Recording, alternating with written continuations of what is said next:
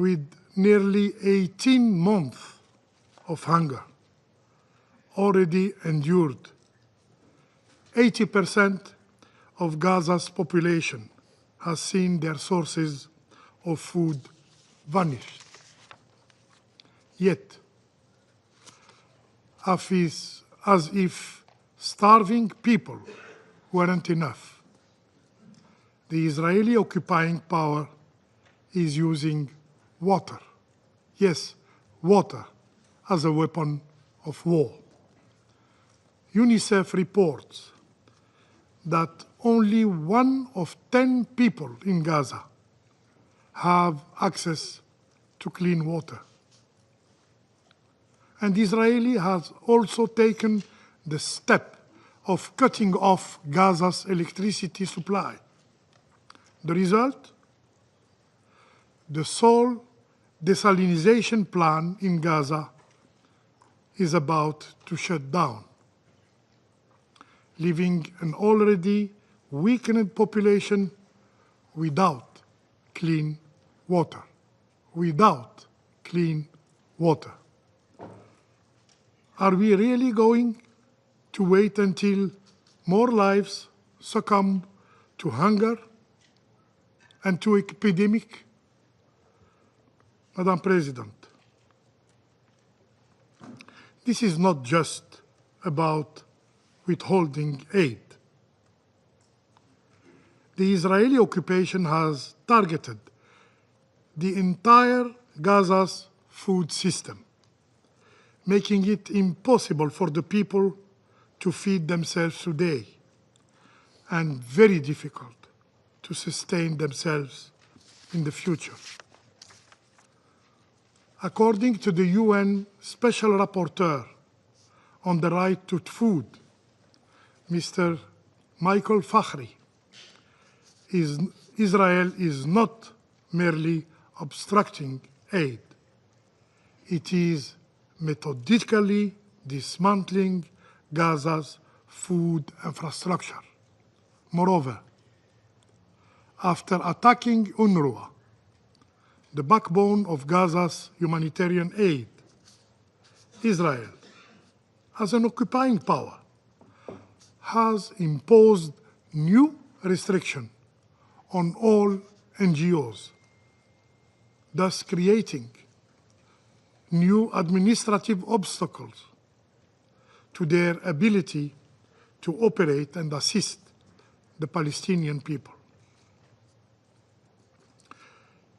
The Palestinian NGO network has rightfully condemned this move, calling it a deliberate attempt to silence international aid organizations and isolate Palestinian voices from the global community.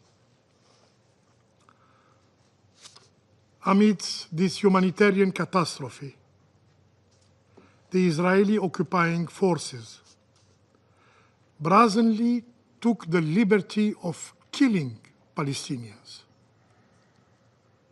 completely disregarding the ceasefire agreement. Just this night, just last night,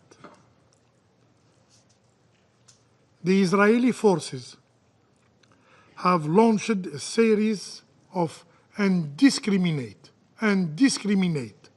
airstrikes across Gaza, resulting in the death of more 400 people, the majority of them women and children. Once again, Palestinian blood is being used as a tool for the political calculations of the Israeli politicians. We condemn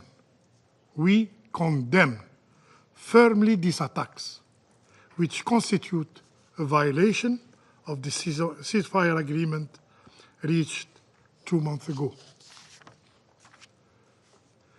And we remind all parties that Resolution 2735 guarantees the continuation of the ceasefire as long as negotiations are ongoing. We also emphasize the responsibility of the mediators, the United States, Egypt, and Qatar, in ensuring compliance with the ceasefire agreement. Madam President, the International Court of Justice has already spoken on this matter. In its provisional measures, the ICJ has ordered Israel as the occupying power to immediately take all necessary actions to ensure the unimpeded delivery of urgent humanitarian aid to the people of Gaza. This includes the provision of basic services such as food, water, electricity, fuel, medical care, and sanitation. This very council, in its resolutions, has called for safe and unhindered humanitarian access. Yet, the Israeli occupying power continue not only to ignore international law, including the resolutions adopted by this Council, but to kill indiscriminately innocent Palestinian civilians. Madam President, we wonder what those who consistently invoke a so-called Israel's right to self-defense will say in response to this cruelty, to these atrocities. In Gaza, we are witnessing the systematic degradation of human dignity, the deliberate stripping away of the right of life, the right to life, to food, to water, and to basic human dignity. In Gaza, we are witnessing the demise of the values and principles that should be the foundation of international order: equality, humanity, justice. In Gaza, we are witnessing a cowardice and brutality of the Israeli occupation that is in full display, with no regard for innocent lives. Still silent, faced to these atrocities,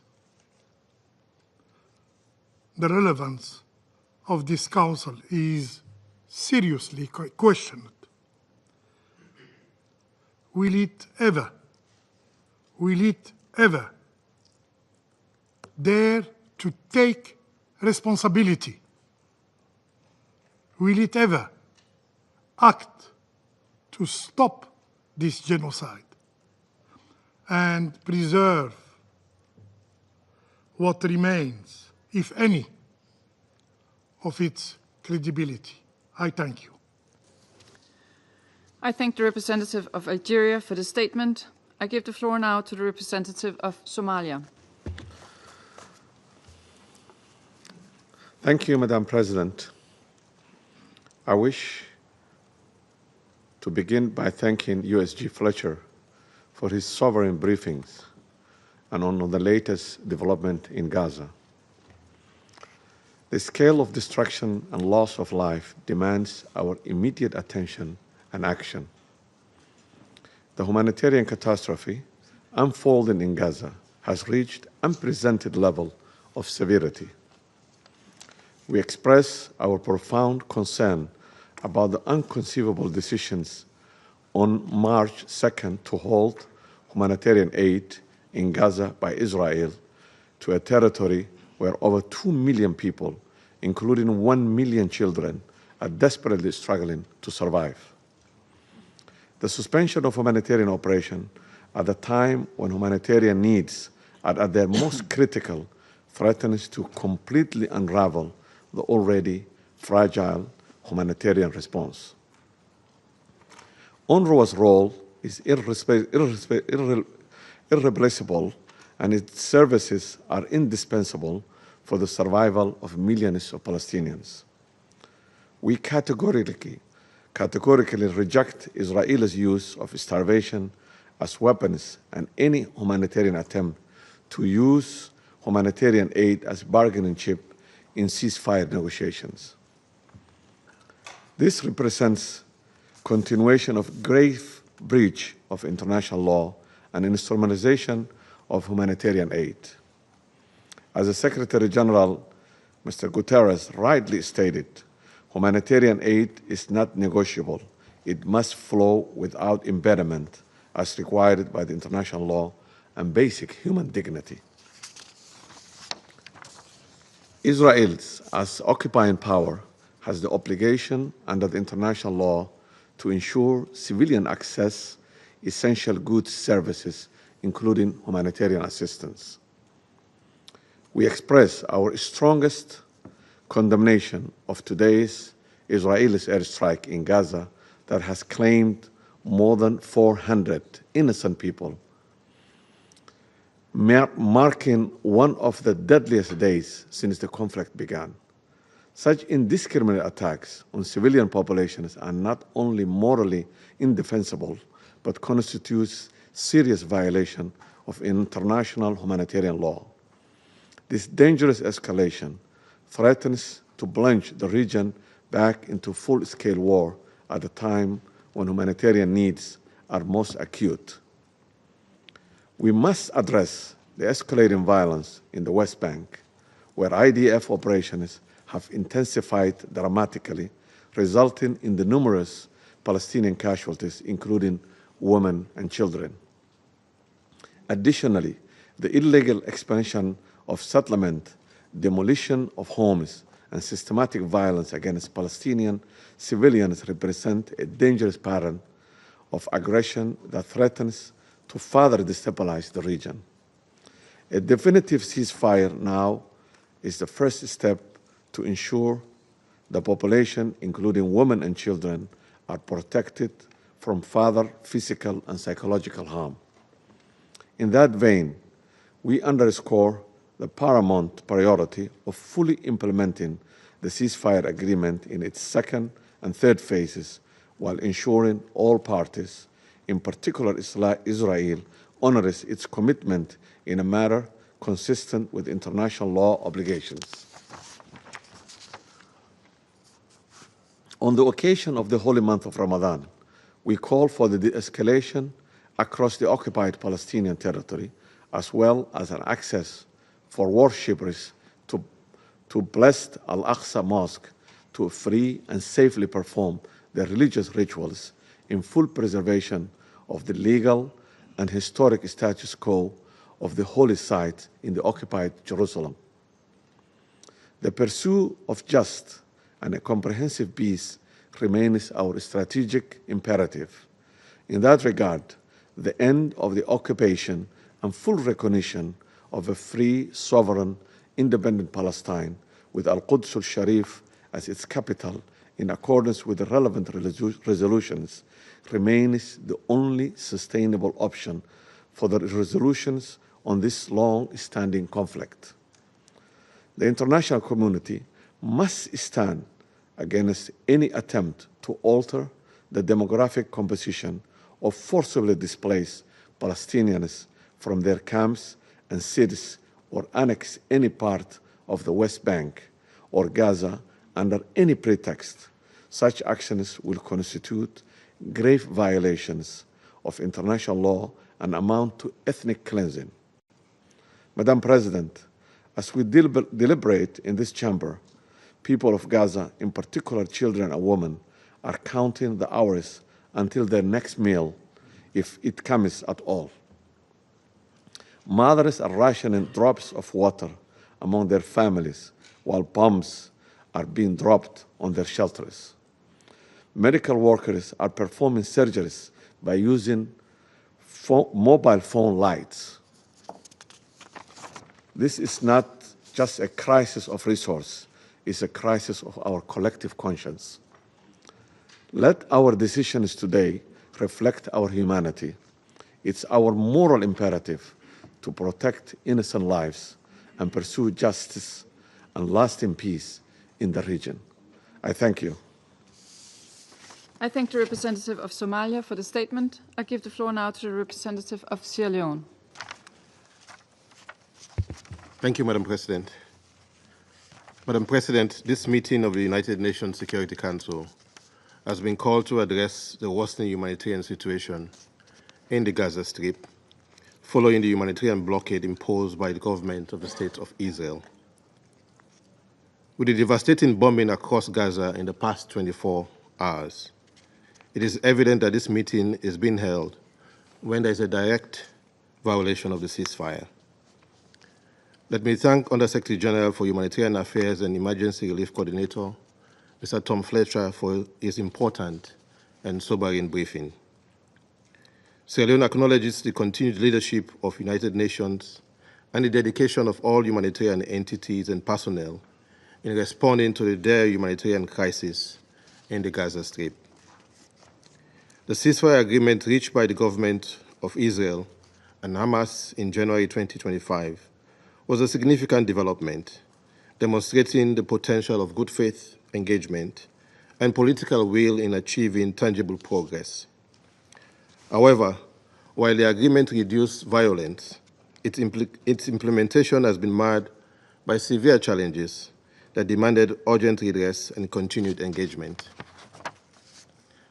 Madam President, colleagues, most critically, for over 2 weeks, the government of Israel completely suspended the entry of humanitarian aid and commercial supplies into the Gaza Strip.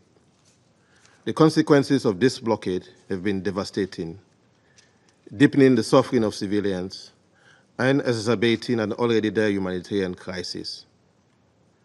The deliberate withholding of food, water, medical supplies, and electricity, particularly when imposed on a besieged population already facing extreme hardship, constitute, in our view, collective punishment, a violation of the Fourth Geneva Convention.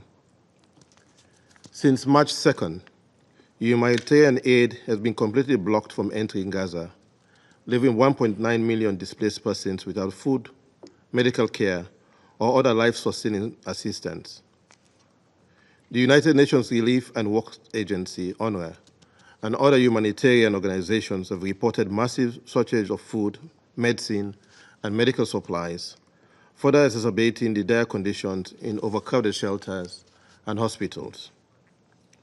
Of particular concern are reports from UNFPA and UNICEF regarding the prolonged denial of reproductive health services for women and girls, further violating their rights to health and dignity.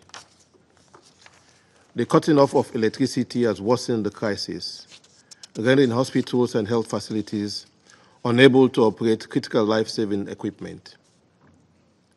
The collapse of the main desalination and purification plant has deprived thousands of families, including children, of access to clean drinking water, exacerbating risk of waterborne diseases and severe malnutrition.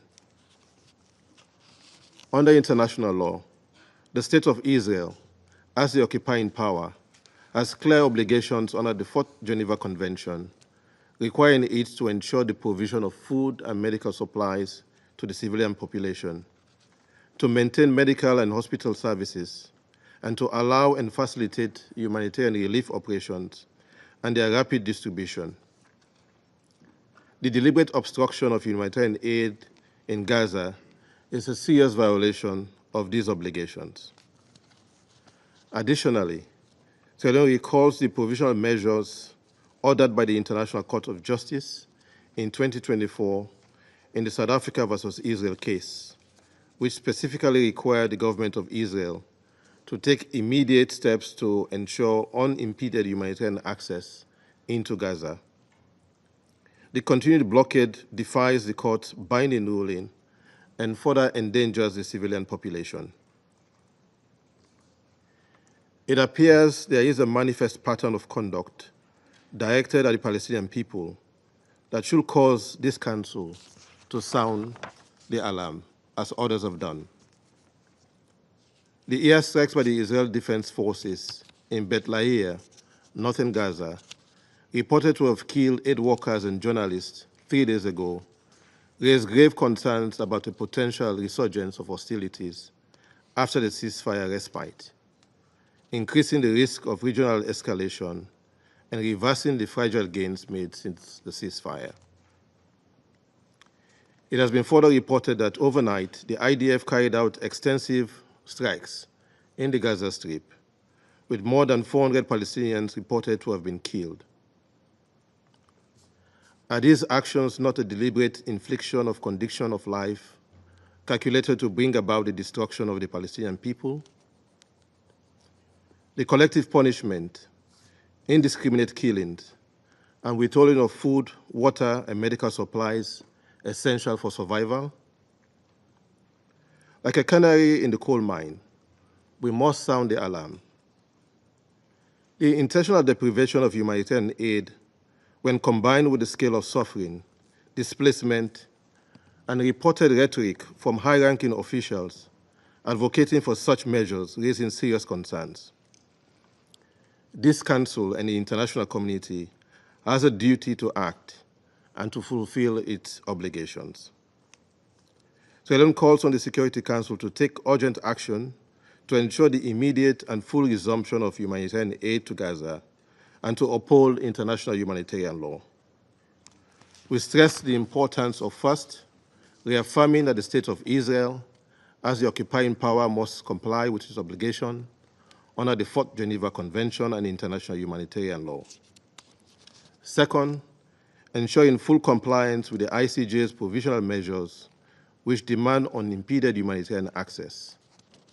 Third, supporting the protection of humanitarian workers who continue to risk their lives to deliver essential services under severe restrictions.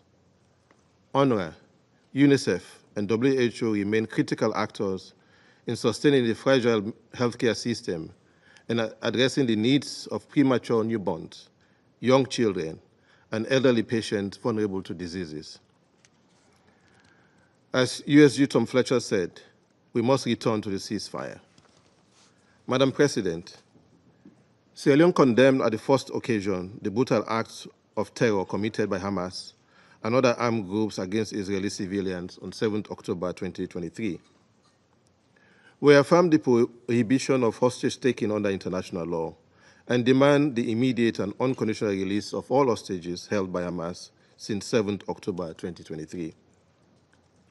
We are clear and unequivocal on this point, while noting and respecting the agreed arrangement for the release of Palestinian detainees endorsed by this Council.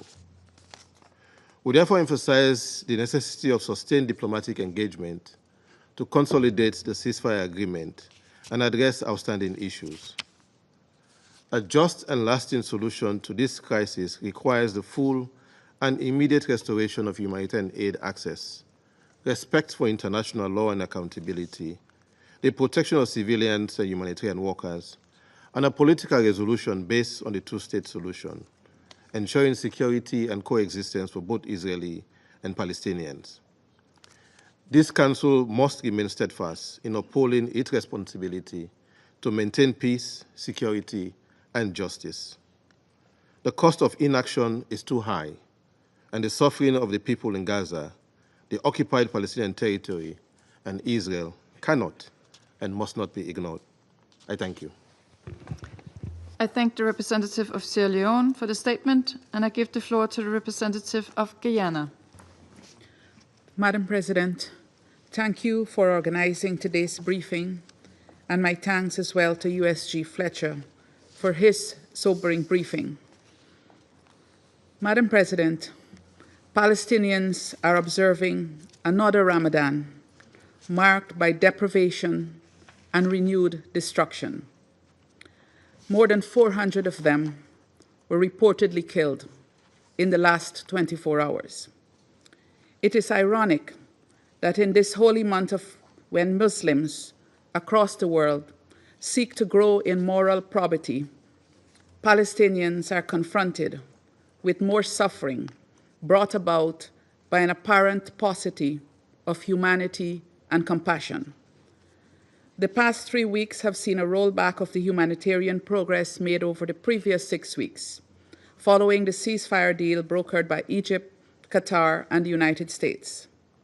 With the pause of the Israeli offensive in Gaza and the easing of several restrictions on humanitarian assistance, Palestinians, and indeed the international community, were hopeful that the situation would progressively improve, culminating at some point in a full recovery for Gaza. Guyana is therefore very disappointed that a decision was taken to halt humanitarian aid into Gaza since March 2nd on account of a deadlock in the negotiations between Israel and Hamas. This decision is illegal, since Israel is obligated under international law not to deprive civilians of the goods and services essential for their survival. Guyana is further disappointed that Palestinian civilians are again being made to walk the path of war, which has ravaged their lives and their land for over 15 months. Guyana calls on this Council to take the necessary action to prevent a repeat of the catastrophe which Gaza has endured for more than a year. Coupled with this new offensive, the ongoing aid blockade has placed Palestinians in an extremely precarious situation, as we have heard from USG Fletcher. Guyana calls on Israel to lift the ban on the entry of aid into Gaza, in keeping with its obligations under international humanitarian law. As asserted by the World Food Programme, and I quote, "Unimpeded humanitarian access is the only means of survival for many families," unquote. We therefore call for full respect for their right to life. We further call on Israel and Hamas to prioritize the lives and well-being of civilians and to urgently reach agreement on the next phase of the ceasefire deal and ultimately on a permanent ceasefire. We also call on Israel to halt airstrikes on Gaza, as these only strain the negotiating environment in addition to bringing more death and destruction. Madam President, as the largest gathering on women's empowerment and gender equality, the Commission on the Status of Women is currently meeting in New York. Allow me to speak on the pained reports of the situation of women and girls in Palestine, both in Gaza and the occupied West Bank. We have taken note of the 13th March report of the Independent International Commission of Inquiry on the occupied Palestinian territory, including East Jerusalem, on Israel's systematic use of sexual, reproductive, and other forms of gender-based violence since 7th October 2023. The report has elaborated the disproportionate impact of the war on Palestinian women and girls, who continue to bear the brunt of the decisions taken by those in power. Civilian women and girls have been reportedly targeted directly. Women have died from complications related to pregnancy and childbirth because of restrictions imposed and conditions created by the war. Their access to adequate health care, including reproductive health care, have been severely curtailed. The combination of starvation, denial of humanitarian assistance, destruction of Gaza's healthcare system, and lack of access to water and sanitation has caused severe reproductive harms to women, impacting all aspects of reproduction, including pregnancy, childbirth, postpartum recovery, and lactation. Further, women and girls are enduring conditions that severely limit their ability to manage postpartum bleeding and menstruation hygienically and with dignity. The mantra of no one left behind rings hollow when Palestinian women and girls see their rights trampled upon daily, and the very basic of necessities for female hygiene, which many of us take for granted, such as sanitary napkins and water, become a luxury. Madam President, one of the most painful realizations is all of this is happening in the 21st century. With all the international legal advances made for the protection and promotion of the rights of women and girls, the situation in Palestine should never have reached these proportions. The situation of children is equally distressing, Madam President. As reported by UNICEF, without aid entering the Gaza Strip, roughly 1 million children are again living without the very basics they need to survive. Madam President, dear colleagues, the people in Gaza continue to suffer because of political decisions that they had no part in making. These decisions will be felt for years, even decades, by innocent people who will still be grappling with the socioeconomic, physical, and psychological impacts of this war, long after the guns have gone silent. In fact, this is a double tragedy, since the people of Israel will also continue to grapple with the consequences of a decades-old war that keeps pitting them against people who, just like themselves, dream of peace. Guyana's singular appeal to the parties is to prioritize peace for the people of Palestine and the people of Israel. In so doing, we reiterate the need for an immediate, unconditional, and permanent ceasefire to create the conditions for the recovery and reconstruction of Gaza. Guyana again calls on Israel to lift its illegal blockade of aid into the Gaza Strip to facilitate the easing of the dire humanitarian situation, and on the international community to scale up its humanitarian assistance. We also reiterate the demand for the immediate and unconditional release of all remaining hostages from Gaza and of Palestinian prisoners detained in Israeli jails without charge. Finally, Guyana calls for earnest efforts towards a lasting, just, and comprehensive peace between Israel and Palestine, premised on the two-state solution. Guyana remains committed to doing its part to this end. I thank you. I thank the representative of Guyana for the statement. Before I give the floor to the representative of France, I would like to announce our... Sorry, I'm sorry, I'm wrong here. So I now give the floor to the representative of the United States. Thank you. Thank you, Madam President. And thank you, Undersecretary General Coordinator Fletcher, for your briefing. Madam President, colleagues, the blame for the resumption of hostilities lies solely with Hamas. This brutal terrorist organization has steadfastly refused every proposal and deadline they've been presented over the past few weeks, including a bridge proposal to extend the ceasefire beyond Ramadan and Passover, to allow time to negotiate a framework for a permanent ceasefire. Hamas refused this offer, preferring still to hold hostages captive and hide amongst the people of Gaza, using them as human shields. It is the people of Gaza who will suffer further because of Hamas's disregard for human life. Madam President, in this context, I want to respond to the allegation of indiscriminate attacks by the IDF. The IDF is striking Hamas positions.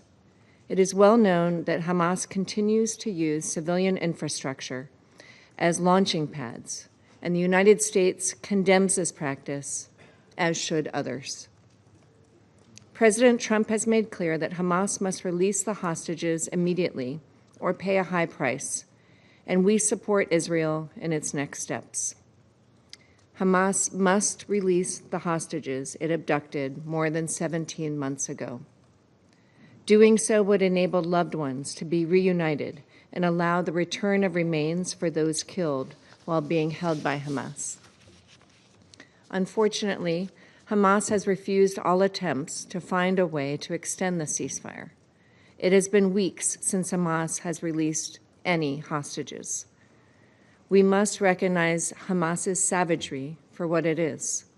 This terrorist organization committed the worst massacre of Jews since the Holocaust, raped and engaged in sexual violence toward Israeli hostages and other victims of the attack, released multiple hostages in a condition reminiscent of Holocaust survivors, and murdered and then paraded the coffins of the Bibas children through the streets. President Trump has been clear. All of the remaining 59 hostages, including New Jersey resident Idan Alexander and the bodies of 4 Americans murdered by Hamas, Itai Chen, Gadi Haggai, Judy Weinstein Haggai, and Omer Nutra, must be immediately released. Behind every terrorist group like Hamas or Palestinian Islamic Jihad, behind every act of violence, behind everything that threatens peace and stability for the millions of people who call this region home, is Iran. The countries of the Middle East have an historic opportunity to reshape their region in a way that affords all its people a better path forward. Stronger ties between Israel and its neighbors offer an alternative to Iran's malign influence and state sponsorship of terror. The United States will do its part with our Arab partners to work toward a durable solution to the conflict and create a more prosperous future for the region's people. Thank you. I thank the representative of the United States for the statement. I will now try again to welcome our new colleague, Ambassador Jérôme Bonafont, who's the new permanent representative of France to the Security Council. We look forward to working together. You have the floor. Thank you, Madam President, and thank you for your words of welcome. I'll try to be as good as Nicolas de Rivière, my predecessor. He told me that he very much appreciated his work in the Council and the cooperation with members. We would like to thank the coordinator for his briefing, and we'd like to thank all humanitarian actors working to help the population affected by the humanitarian situation. Madam President, Tom Fletcher said this, the humanitarian situation in the Gaza Strip, it has once again become disastrous. Nothing can be added to this description. We hope that we won't have to say this again. Well, we hope that, but reality now means that we have to. France condemns the Israeli strikes carried out yesterday in the Gaza Strip that have already led to hundreds of civilian victims. We call for an immediate end to hostilities which compromises the efforts to release the hostages and threatens the lives of the civilian population in Gaza. All parties must respect the ceasefire comprehensively and engage in good faith negotiations in order to make the ceasefire permanent and continue with the January agreement. We call upon the Israeli authorities to ensure the permanent protection of all civilians and to re-establish access to water and electricity, as well as to immediately lift obstacles to the entry of humanitarian aid in Gaza. We reiterate our call for the unconditional release of all hostages still detained in Gaza. France also expresses its concern with regard to the situation for the civilians in the West Bank, particularly forced displacement. We call upon the Israeli authorities to show the greatest restraint in the use of force and to ensure, according to international humanitarian law, the protection of the civilian population and enable the rapid return to those civilians that have been displaced. International humanitarian law must fully apply. We welcome the work of the agencies, funds and programs of the United Nations, including UNRWA, in assisting the population. Madam President, it is imperative that all of the hostages be released without condition in accordance with international law and what this Council has so many times demanded Hamas must put an end to the degrading and humiliating treatment inflicted on the hostages, and France continues to stand in solidarity with the hostages and the Israeli people in the face of the trauma they have suffered. We will always condemn the terrorist barbarous attacks committed by Hamas and other terrorist groups on the 7th of October 2023, which constitute the worst anti-Semitic massacre since the Shoah. We will never cease to condemn the sexual violence committed by these terrorist groups. The Council must do the same. France welcomes the tireless efforts of the United States, Qatar, and Egypt in facilitating negotiations for continuing the ceasefire and the release of hostages. I referred to this previously. Hostilities in Gaza must end and lead to lasting peace. France welcomes the proposal for Gaza reconstruction put forward by the member states of the Arab League at the Cairo summit on the 4th of March last, and we would call upon all parties to build on the strengths of this plan in order to progress, particularly in the area of security and governance. This plan must exclude Hamas from governance in Gaza. The movement must be disarmed, and it must provide solid security guarantees to Israel. The future of Gaza must go hand in hand with a global political resolution of the Israeli-Palestinian conflict. And it is with this goal in mind that France in June 2025 will co-chair with Saudi Arabia an international conference on the implementation of the two-state solution, Israel and Palestine, here in New York. This is the only path that will allow Israelis and Palestinians to live side by side in peace and security. But for the moment, what is urgent is to stop the bombing, resume humanitarian aid, and to release in dignity all of the hostages. I thank you. The representative of France for the statement, and now give the floor to the representative of Panama. Muchas gracias. Thank you very much, Madam President, for convening this meeting. And thanks to Mr. Tom Fletcher, Under Secretary General for Humanitarian Affairs and Emergency Relief Coordinator, OCHA, for his detailed report. This meeting is being held in a context of profound concern, given the deterioration of the humanitarian situation in the Gaza Strip following the recent restrictions on the entry of humanitarian assistance. We deeply regret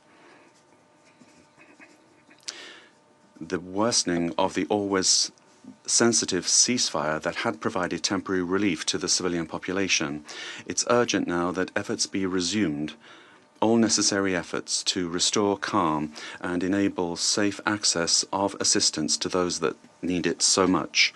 Since the 1st of March, the closure of the border crossings has prevented the entry of humanitarian assistance, leading to serious scarcity of food, medicines, and fuel.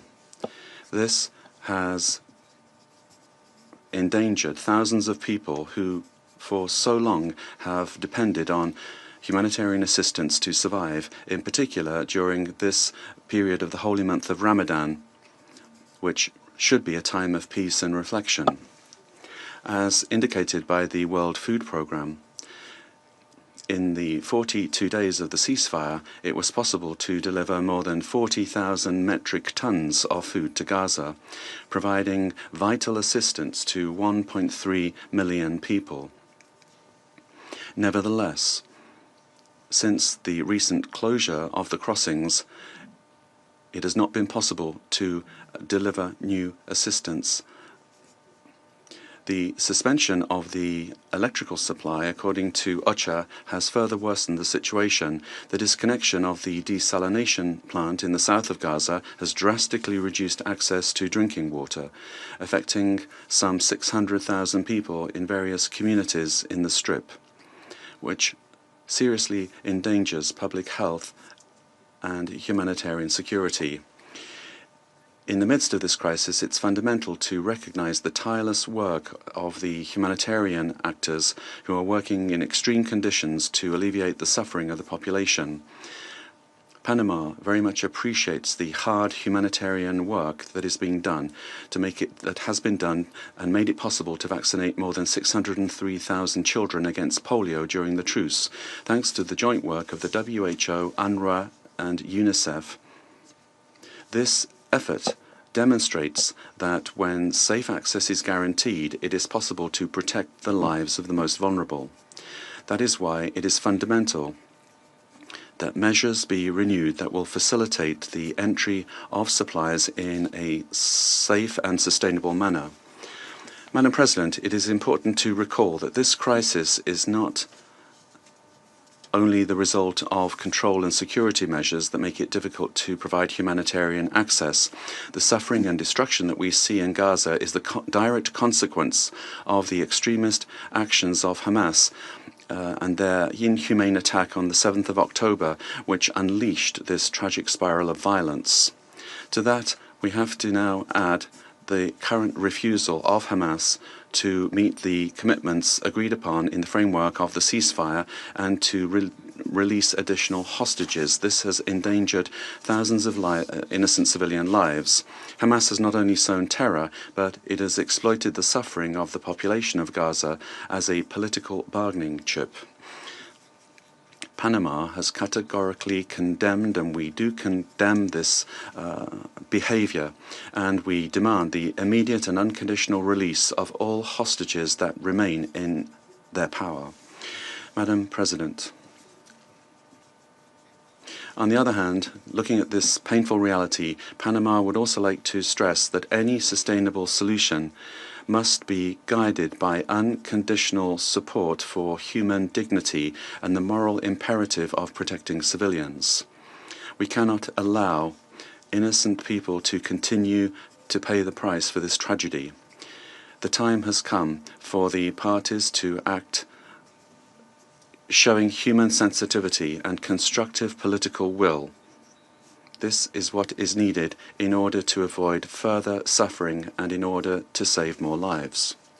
Any initiative must be rooted in the deepest empathy and the most genuine compassion.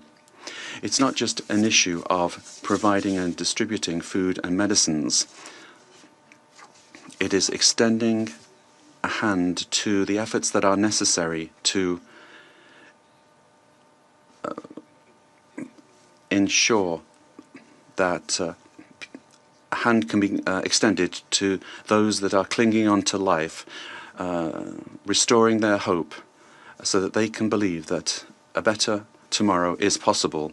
Panama appreciates the diplomatic efforts underway and that should continue in order to restore the ceasefire, which unfortunately was interrupted, and this is further worsening the suffering of the civilian population. These efforts must be resumed and intensified in order to ensure the continuity of the agreements that led to the ceasefire, which now unfortunately has been interrupted. And all facets of the agreement must be implemented fully. Dialogue and mediation must be resumed in order to guarantee the full and immediate and unconditional release of the hostages and safe and uninterrupted access to humanitarian assistance. Thank you very much. I thank the representative of Panama for the statement. I now give the floor to the representative of the Russian Federation. Спасибо, госпожа. Thank you, Madam President. We would like to thank the Undersecretary General for Humanitarian Affairs, Mr. Tom Fletcher. Thank him for a detailed briefing on the current situation in Gaza, which is a man-made human catastrophe. When the delegation of Algeria and Somalia has asked for the briefing today so as to discuss the deteriorating humanitarian situation in Gaza, they probably could not have thought that on the eve of a meeting the situation will worsen even further and all ceasefire agreements will basically have come to naught. In the evening on the 18th of March, the Israeli aviation resumed airstrikes against Gaza, which resulted in new victims. We have information of more than 400 people dead, and that the IDF is preparing for a land operation in the Strip. This way, the ceasefire regime was violated, and the tragedy of Palestinian civilians have taken on a new dimension. This tragedy is unfolding in front of our very eyes for a year and a half. And in the course of the military operation by Israel, there's basically nothing left of the strip except for the smoldering ruins. And the number of Gaza civilians who have died is more than 48,000. The humanitarian crisis in the strip has become truly biblical in nature, and this is supported by the assessments today of the UN humanitarians. The hospitals and basically the basic infrastructure is destroyed. Hundreds of thousands of people in Gaza are surviving out in the open, out in the street amongst rubble. There's an acute shortage of food. There is no sanitation and the absence of basic goods. At the same time, the people who are in desperation have no idea what tomorrow will bring, whether the military activities will stop or someone is going to rebuild their houses and how their children are going to survive. Those issues today, unfortunately, are sounding even more urgently because what is being done by Israel has thrown us back into uncertainty. And this is covering not only the Palestinians, but also those who are waiting for hostages to come back to Israel. The Association of 7 Hostages families stated today that the Israeli government had decided to sacrifice them and undermine the very process that should have resulted in their return. Instead of that, what we're seeing is the logic of edging the Gaza people out of their land has prevailed. And this is at the time when all of the suffering, which is beyond human comprehension, the people in Gaza, as we know from many sources, do not want to leave, and they only see their future as a future on their homeland. This is the right that they have suffered for, and the duty of international community is to make sure that everything is done, that this right is implemented. They have to get a chance for a safe and dignified future in the Strip, and the Palestinian people as a whole a chance for creating their state. Madam President, distinguished colleagues, under the current circumstances, the Security Council has to do everything possible to make sure that there is a resumption of ceasefire as quickly as possible and that there is a resumption of the implementation of the agreement between Israel and Hamas. We should not repeat the mistakes of before. The number of Gazans died over the recent time is so high because the Security Council was unable to make an earlier decision on a ceasefire. And this is a very bitter lesson that the Security Council members should learn and not repeat, because no political considerations can justify such a delay which resulted in the lives lost for such a high number of people. Since from 19th January to the 2nd of March, when the agreements between Israel and Hamas took into force, the people of Gaza saw a glimmer of hope because the access was unblocked, there was greater humanitarian activity, and the UN system bodies reported of greater supplies and the window of opportunity, despite the fact that there were low chance for further deals implementation. Unfortunately, this glimmer of hope went out as quickly as it appeared. West Jerusalem once again tightened the screws, and for 2 weeks now, the people in Gaza have been facing a blockade, and there are no prospects for it being lifted. Today, the blockade has become even more inhumane.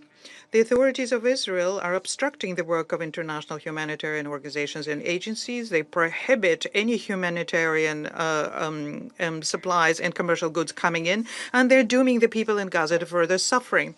As far as we can say, the crossings have been closed altogether today. Cutting off the power on the 9th of March from the desalination plant, and my colleagues mentioned that, is yet another instance of a blatant disregard to international humanitarian law on the part of West Jerusalem. This decision, by the way, is of no military import, but it brings hundreds of thousands of people to the brink of death because they have no access to clean drinking water. Give it some thought, please. Today, only 1 out of every 10 people in the Strip can have access to clean drinking water. The consequences of such a situation will be catastrophic, inter alia, because under these conditions there's a great risk of widespread infectious diseases. On the other hand, providing medical assistance, as we can see, are basically absent in the Strip. Madam President, And the most serious concern is caused by a continued crisis with UNRWA. The open prosecution of the agency, the Knesset decision to ban its functioning on what's being called the sovereign territory of Israel, only adds to the picture of an intentional undermining of the humanitarian response in this strip.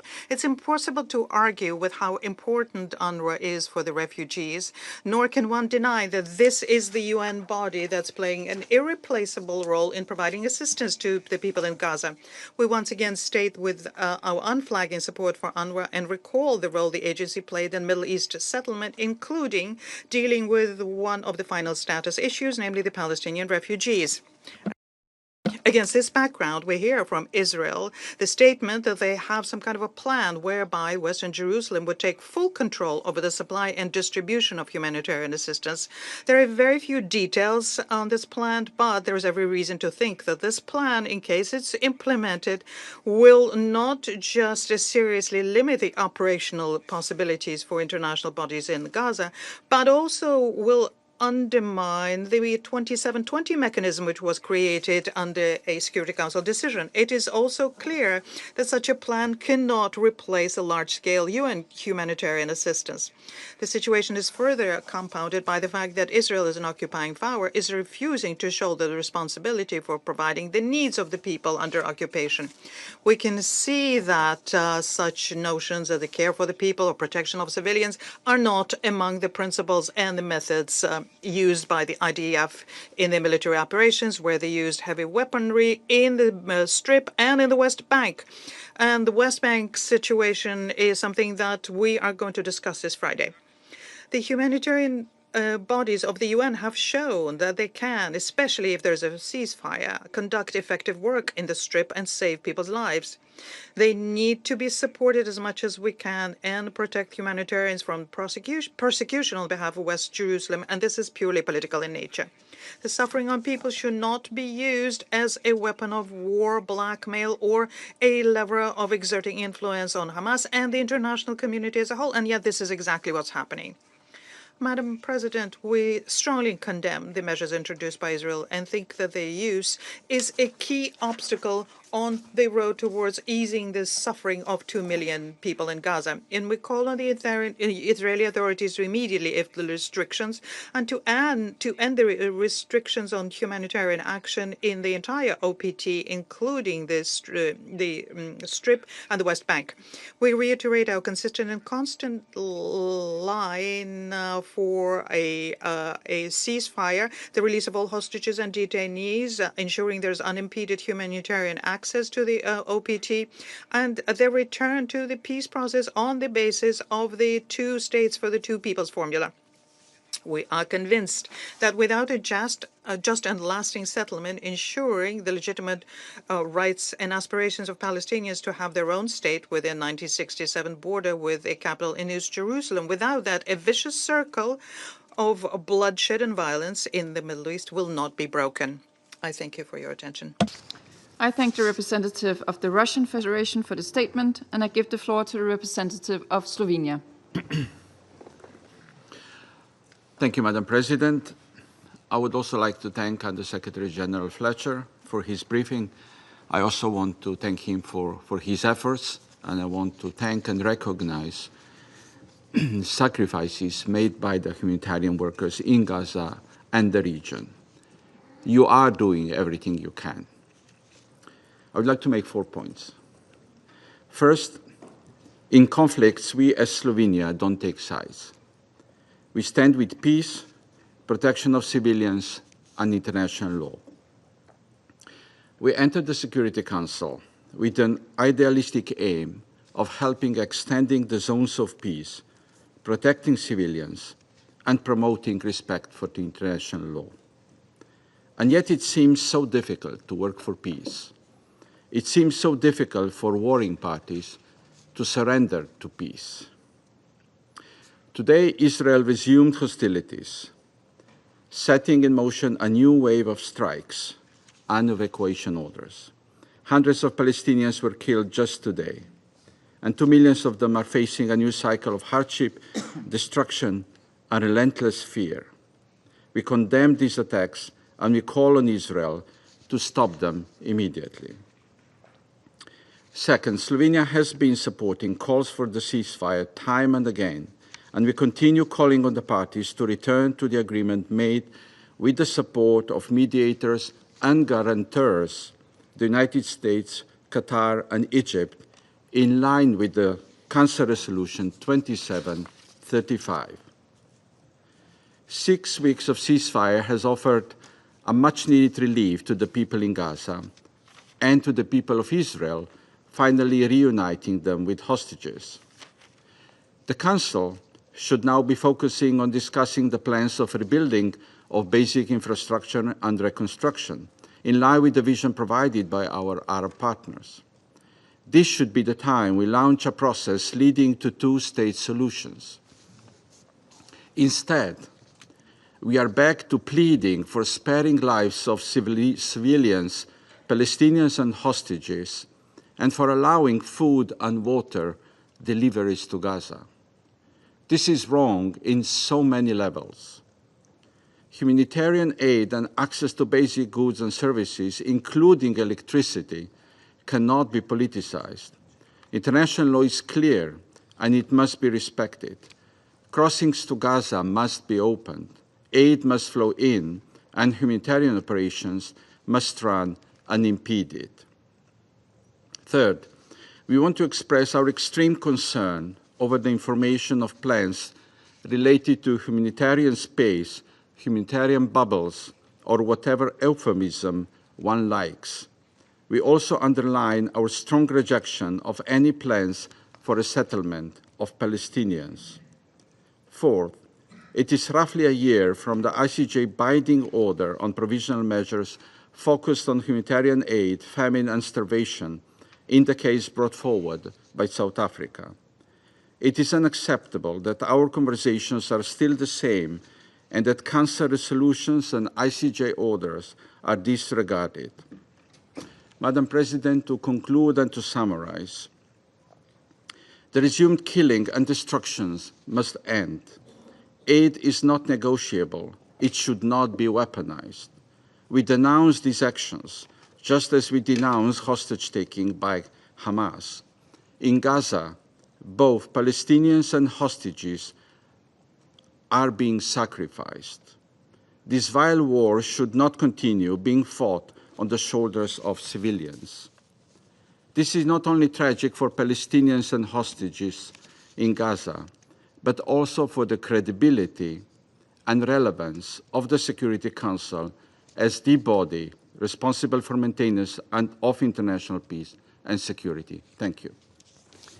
I thank the representative of Slovenia for the statement, and I give the floor to the representative of the United Kingdom. Thank you, President. And thank you, USG Fletcher, for your sobering briefing. I also want to thank Algeria and Somalia for calling this meeting, an initiative which the UK fully supports, considering the alarming humanitarian situation. President, this meeting comes at a critical moment. As my Foreign Secretary has said, the civilian casualties from Israeli strikes overnight are appalling. I want to be clear. A return to fighting will only result in the deaths of more Palestinian civilians, Israeli hostages, and IDF soldiers. This conflict cannot be resolved through military means. We want to see the ceasefire re-established as soon as possible. The humanitarian situation in Gaza was already catastrophic. After 17 days, Israel continues to block all aid entering Gaza. Crossing points have been shut off. Bakeries are closing. Hospitals and desalination plants are running on generators that could stop at any moment. This is horrifying and unacceptable. Humanitarian aid should never be used as a political tool. We are calling for the following urgent steps to bring this terrifying situation back from the brink. First, we call for the protection of civilians and for safe, rapid, unimpeded humanitarian access. We call on Israel to fulfill its international obligations and allow for a rapid and unhindered resurgence in the flow of aid. This includes the supply of items such as medical equipment, shelter items, and water and sanitation equipment, essential to meet humanitarian and early recovery needs in Gaza, but which remain restricted. Failure to deliver this not only risks undoing the vital humanitarian progress made during Phase 1 of the ceasefire agreement, it also risks violating international humanitarian law.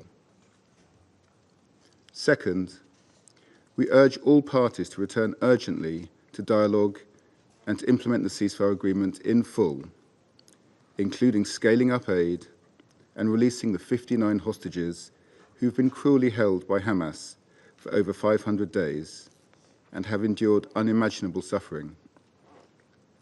For Israel to be secure, these terrorists can have no role in Gaza's future.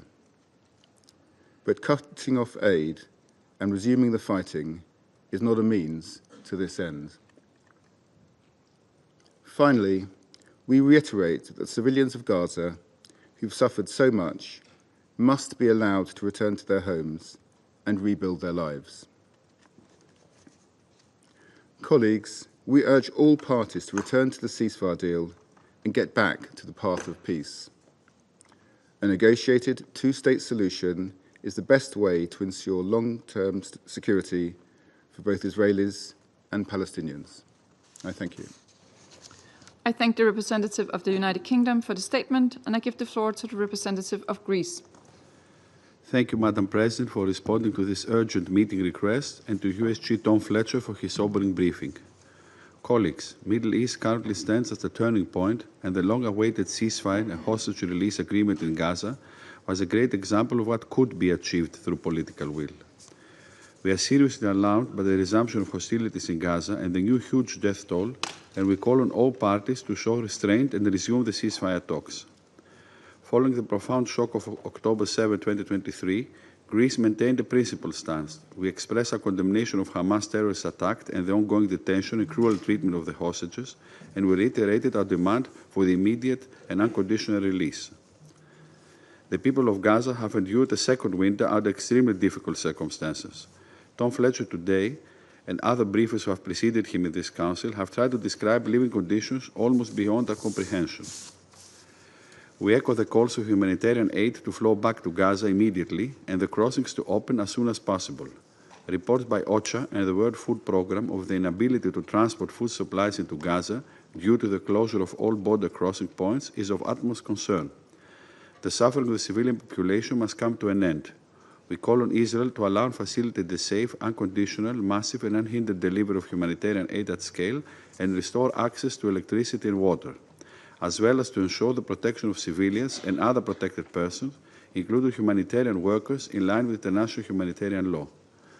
Millions are in urgent need of primary health services, education and shelter, as Gaza territory has been reduced to rubble. Thousands of children were left dead, injured, separated from their families, and internally displaced. Hence, the unhindered and continuous flow of aid into all parts of Gaza should remain a priority. UNRWA's role remains pivotal and indispensable. We support all efforts to ensure that humanitarian aid reaches Gaza and have consistently supported the Cypriot-Amalthea Maritime Corridor and other initiatives in this regard.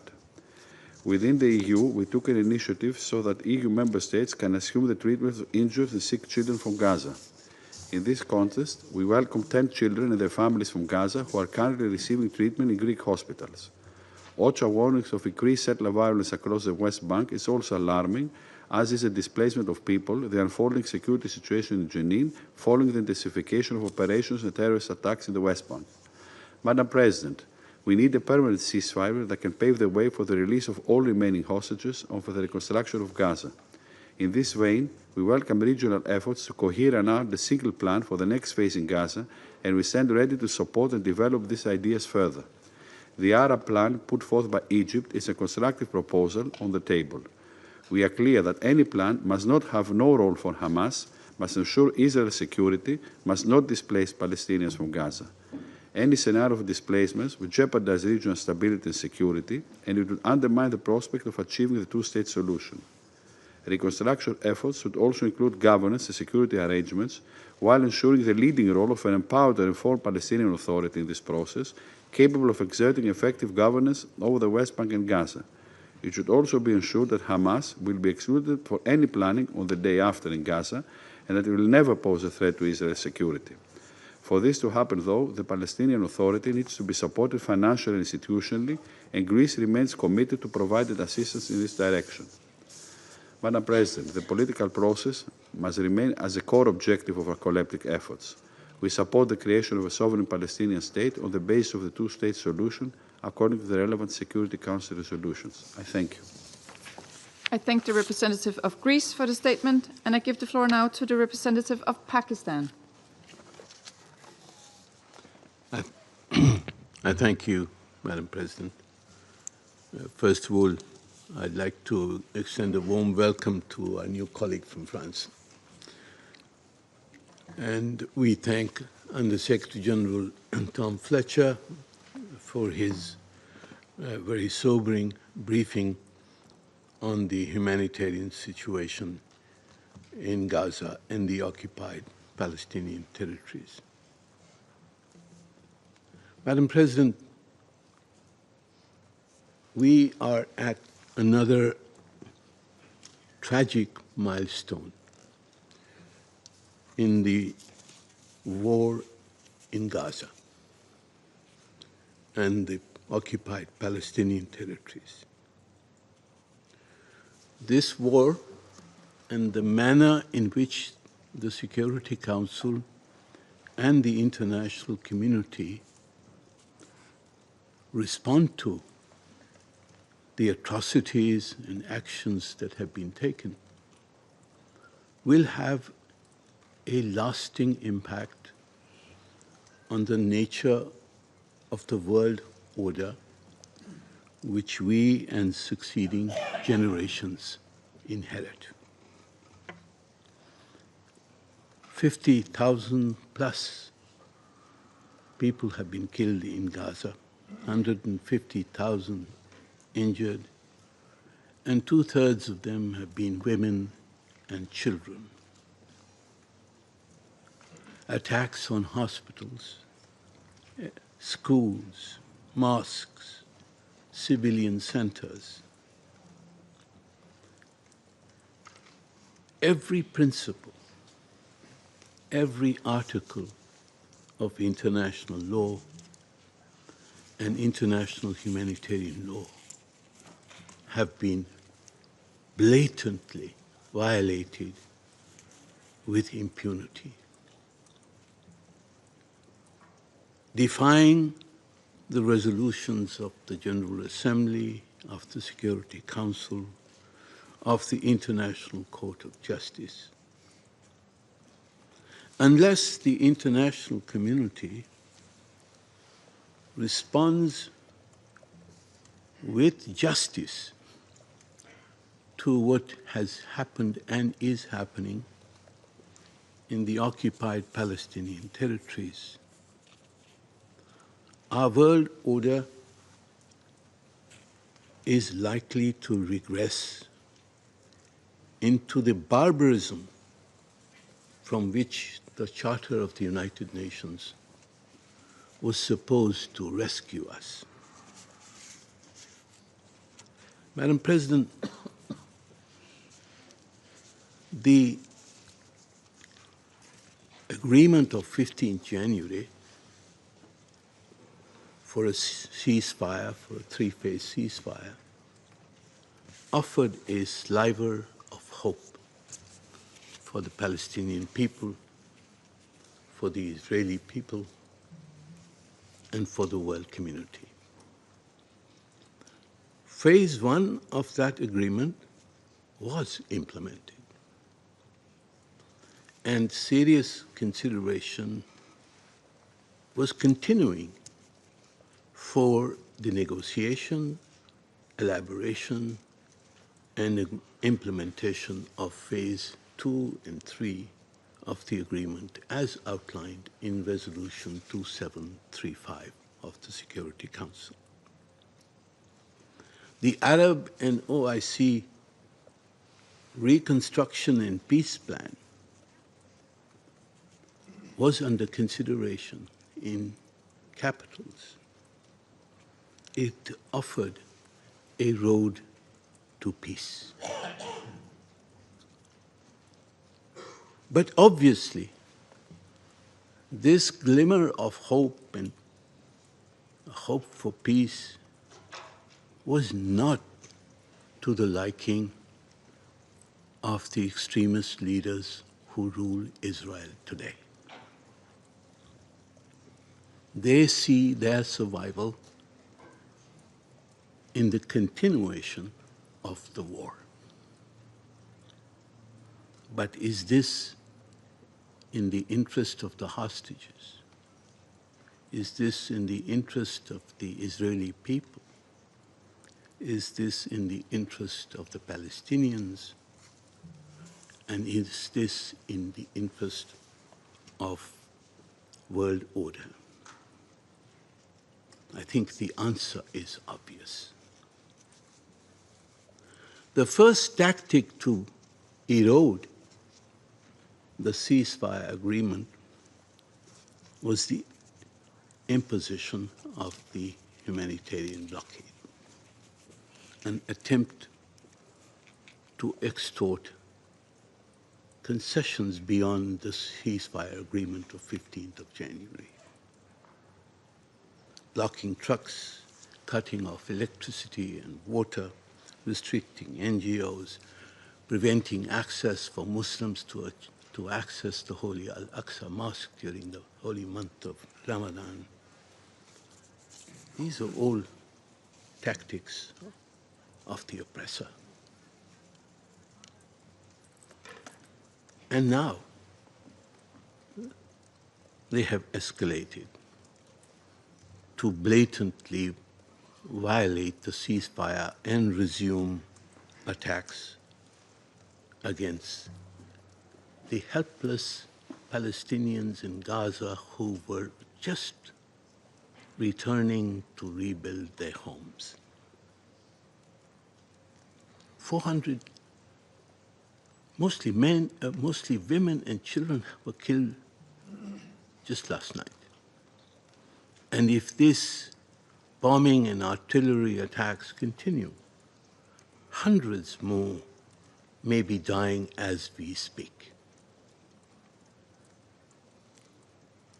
The Security Council's response must be clear, must be quick, and must be just. Firstly, we must demand a halt to the Israeli attacks in Gaza and the implementation of Resolution 2735. I would like to add that even if there are military targets in civilian facilities, under the Fourth Geneva Convention, there is a prohibition to attacking such targets, even if there are military targets within those civilian facilities. It is a clear injunction of international humanitarian law and cannot be offered as an excuse for the killing of civilians, innocent men, women, and children. Secondly, we hope and ask that the negotiations on Phase 2 and Phase 3 of the ceasefire agreement reflected in Resolution 2735 must be resumed. We call for full implementation of all phases of the Gaza ceasefire agreement, including permanent and comprehensive cessation of Israeli hostilities, return of displaced persons to their homes, withdrawal of Israeli forces, opening all crossings, adequate humanitarian access to all parts of the Gaza Strip, and a comprehensive reconstruction plan for Gaza. 3, humanitarian assistance must be immediately resumed, and the restrictions that have been imposed must be lifted. According to Amnesty International, Israel's, and I quote, Israel's decision to block humanitarian aid to Gaza is a war crime and amounts to collective punishment of the civilian population. It's a continuation of the policy to impose on Palestinians conditions of life calculated to bring about their physical destruction. This is genocide, unquote.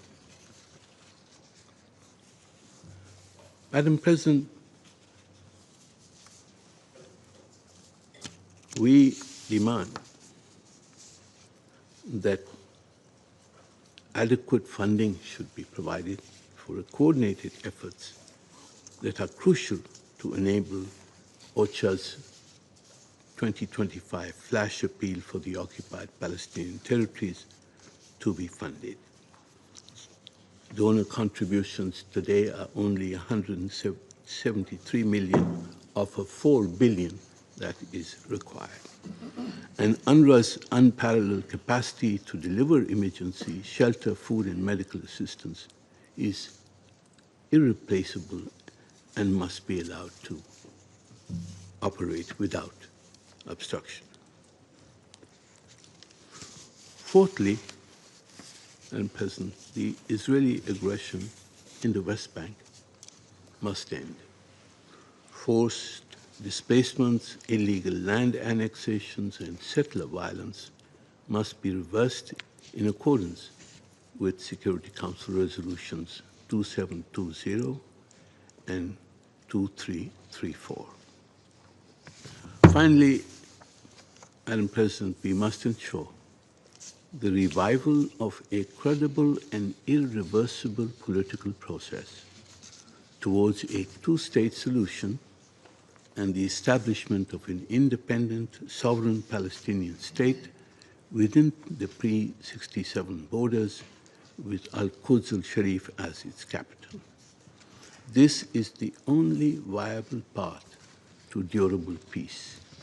The upcoming June conference, co-chaired by France and Saudi Arabia, is an important opportunity for the peaceful resolution of the Palestinian question and the implementation of the two-state solution.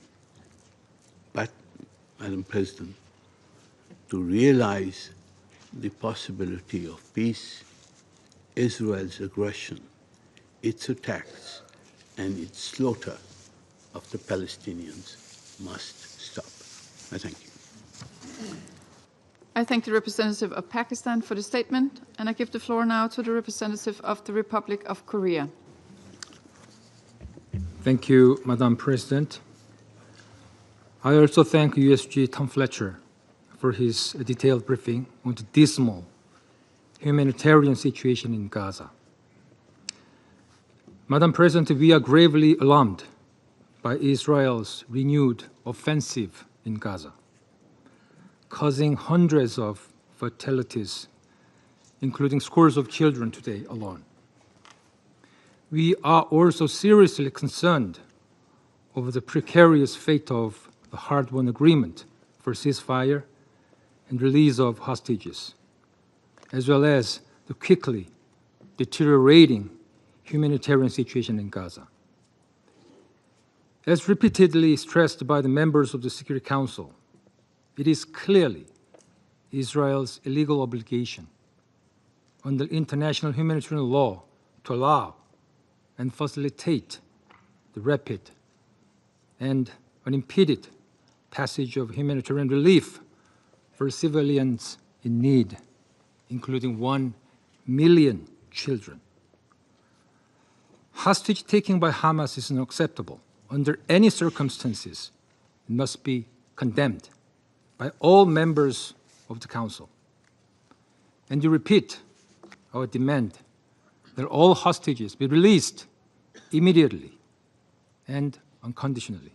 However, Hamas' refusal to carry out its obligation does not justify blocking humanitarian aid or using it as a bargaining chip, which is unacceptable and strictly prohibited under international law.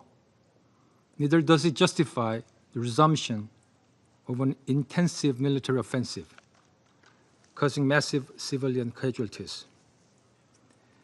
We take note of the horrifying remarks by USG Tom Fletcher during his press briefing last Wednesday, sharing what he witnessed in Gaza in January.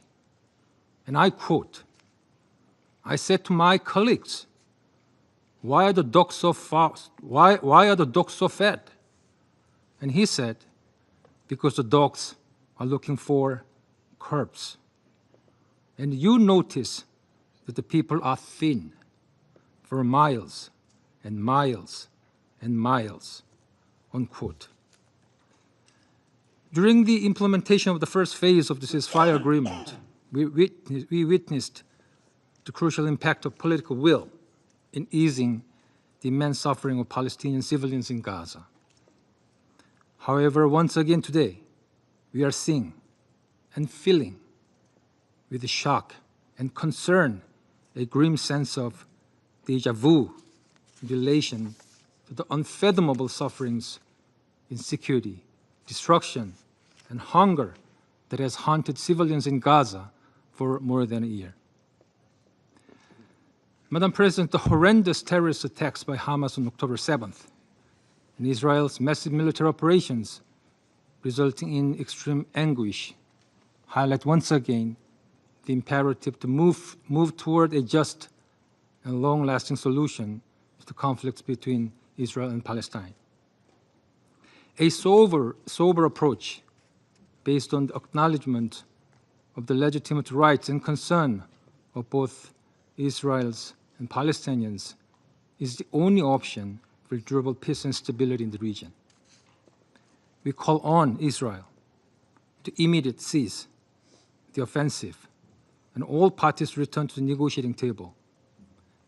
We hope the mediating countries, including the US, Qatar, and Egypt, exert utmost effort to secure the ceasefire and the release of hostages.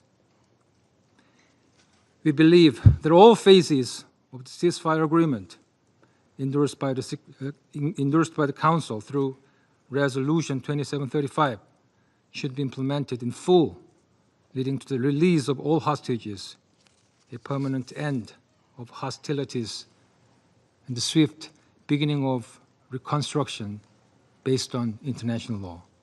I thank you, Madam President. I thank the representative of the Republic of Korea for the statement, and I give the floor now to the representative of China. Thank you, President. I thank Algeria and Somalia for calling today's meeting, and thank USG Fletcher for the briefing. I also welcome the new PR of France. With the implementation of a ceasefire on January 19, people in Gaza had a long-awaited respite, and humanitarian disaster was relieved to some extent. However, as the first phase of the ceasefire expired on March 1st, the ceasefire agreement failed to enter the second phase. In spite of the strong calls from the international community to extend the Gaza ceasefire and the strong desire of the Gaza population for the resumption of peace and tranquility, the situation has moved in opposite direction. On March 2nd, Israel announced the decision to halt the entry of humanitarian aid to Gaza. On March 9th, it cut off the supply of power to Gaza.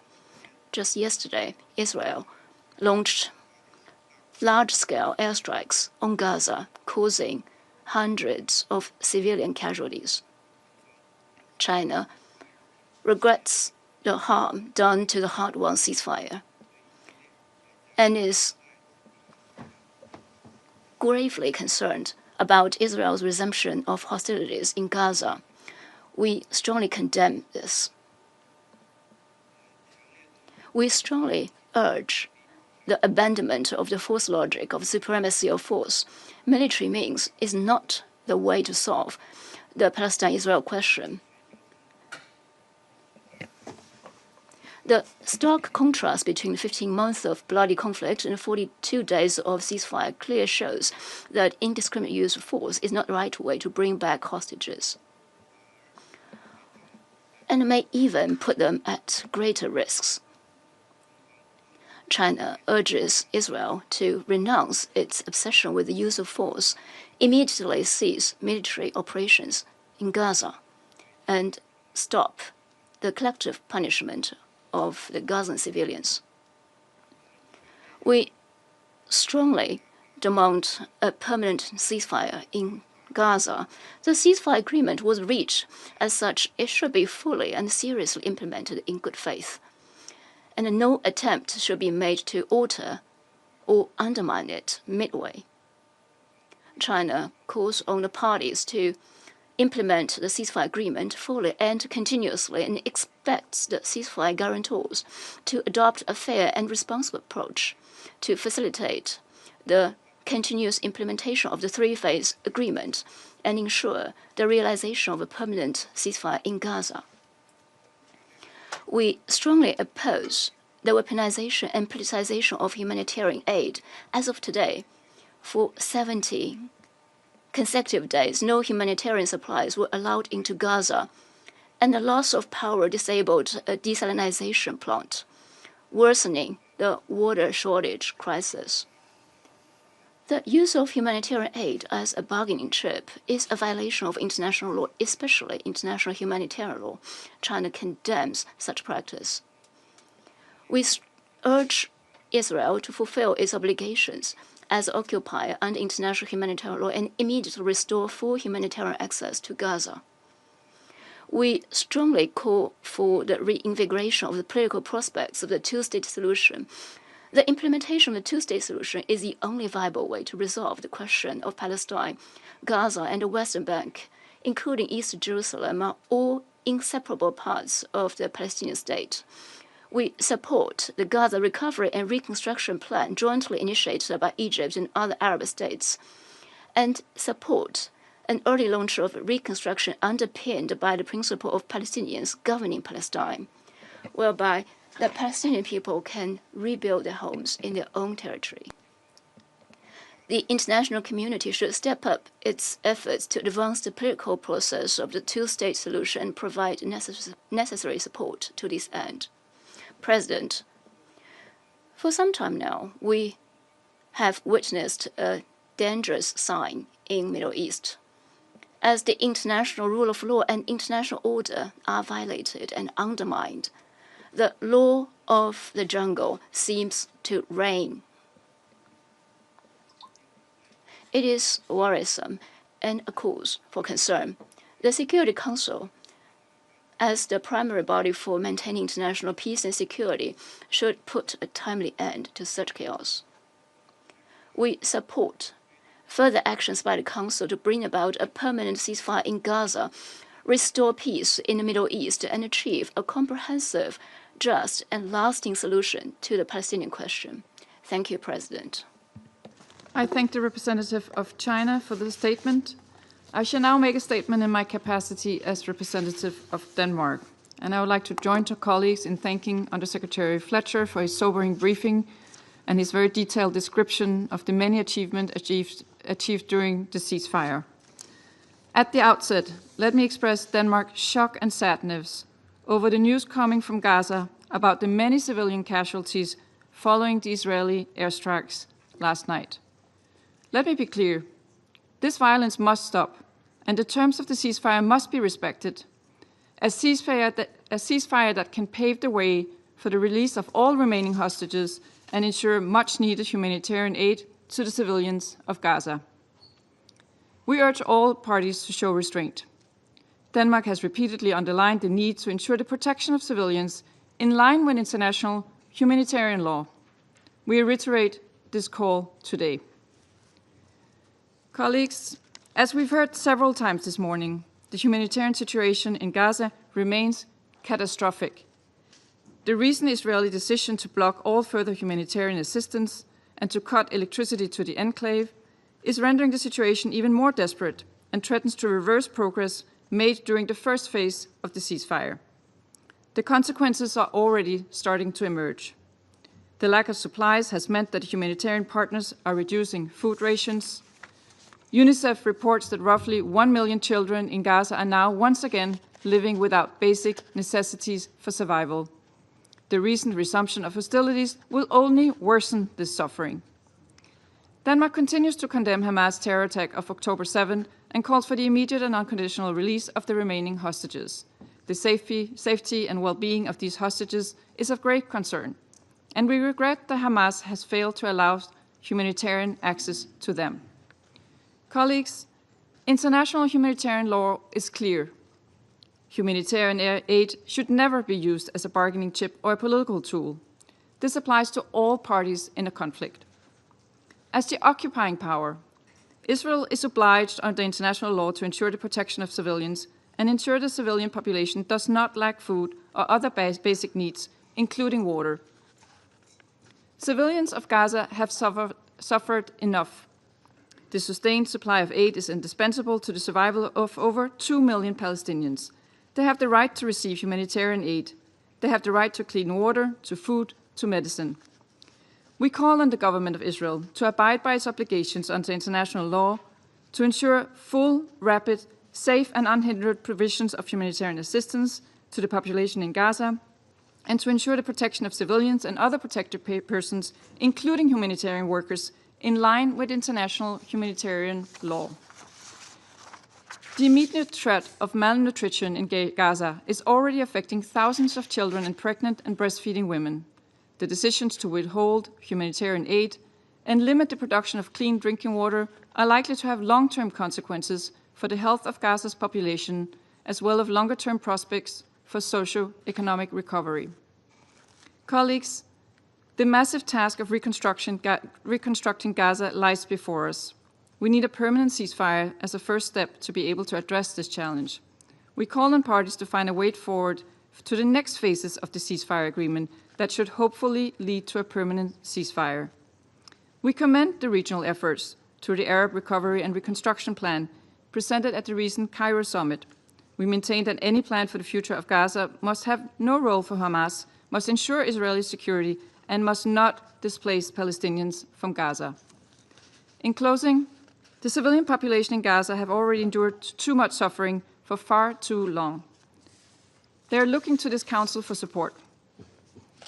Around this table, we have a responsibility to act, to urgently work towards a two-state solution, the only viable path to lasting peace and security for Israelis and Palestinians alike. Let me reiterate Denmark's unwavering commitment to this goal. And I now resume my functions as President of the Council. I give the floor to the permanent observer of the Observer State of Palestine.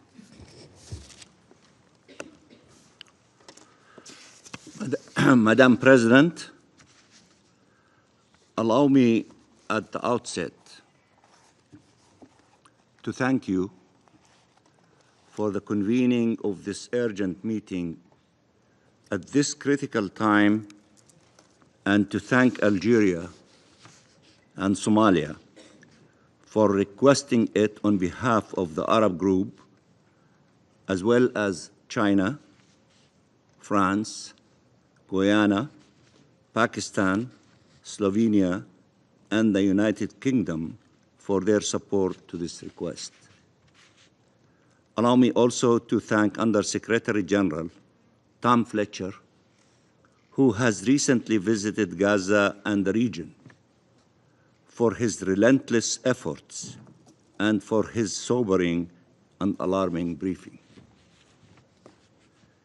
Madam President, this meeting was originally requested to discuss Israel's weaponization of humanitarian aid for collective punishment purposes, with Israeli leaders confessing to it publicly. They're not denying it or claiming, as they have done in the past, that hundreds and sometimes thousands of truckloads of humanitarian aid is in Gaza Strip. This time now, they made the decision to weaponize it, to use it, to stop it publicly. They're not denying it. No longer feeling the need to even keep up pretenses.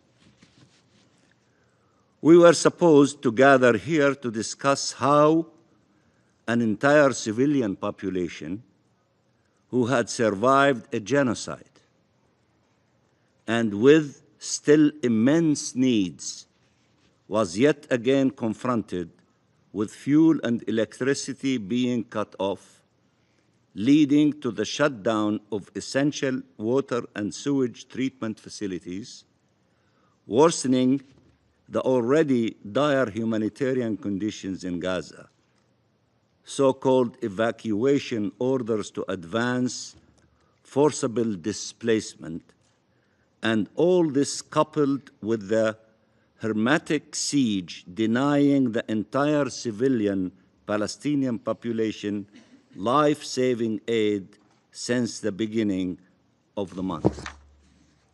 Now, we gather here after a series of deadly Israeli attacks that killed last night alone hundreds of Palestinians.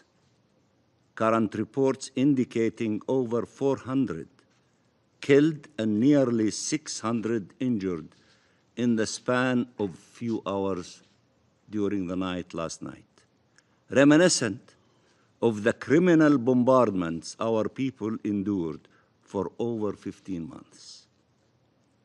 The same images are back to haunt us. Small children on Garnia's little siblings, injured and disoriented, trying to comfort and reassure each other. Entire families killed, children, mothers, fathers, searching for their loved ones under the rubble, not knowing if they are dead or alive. Bombardments, death, devastation, fire, and fear are yet again spreading throughout the Gaza Strip.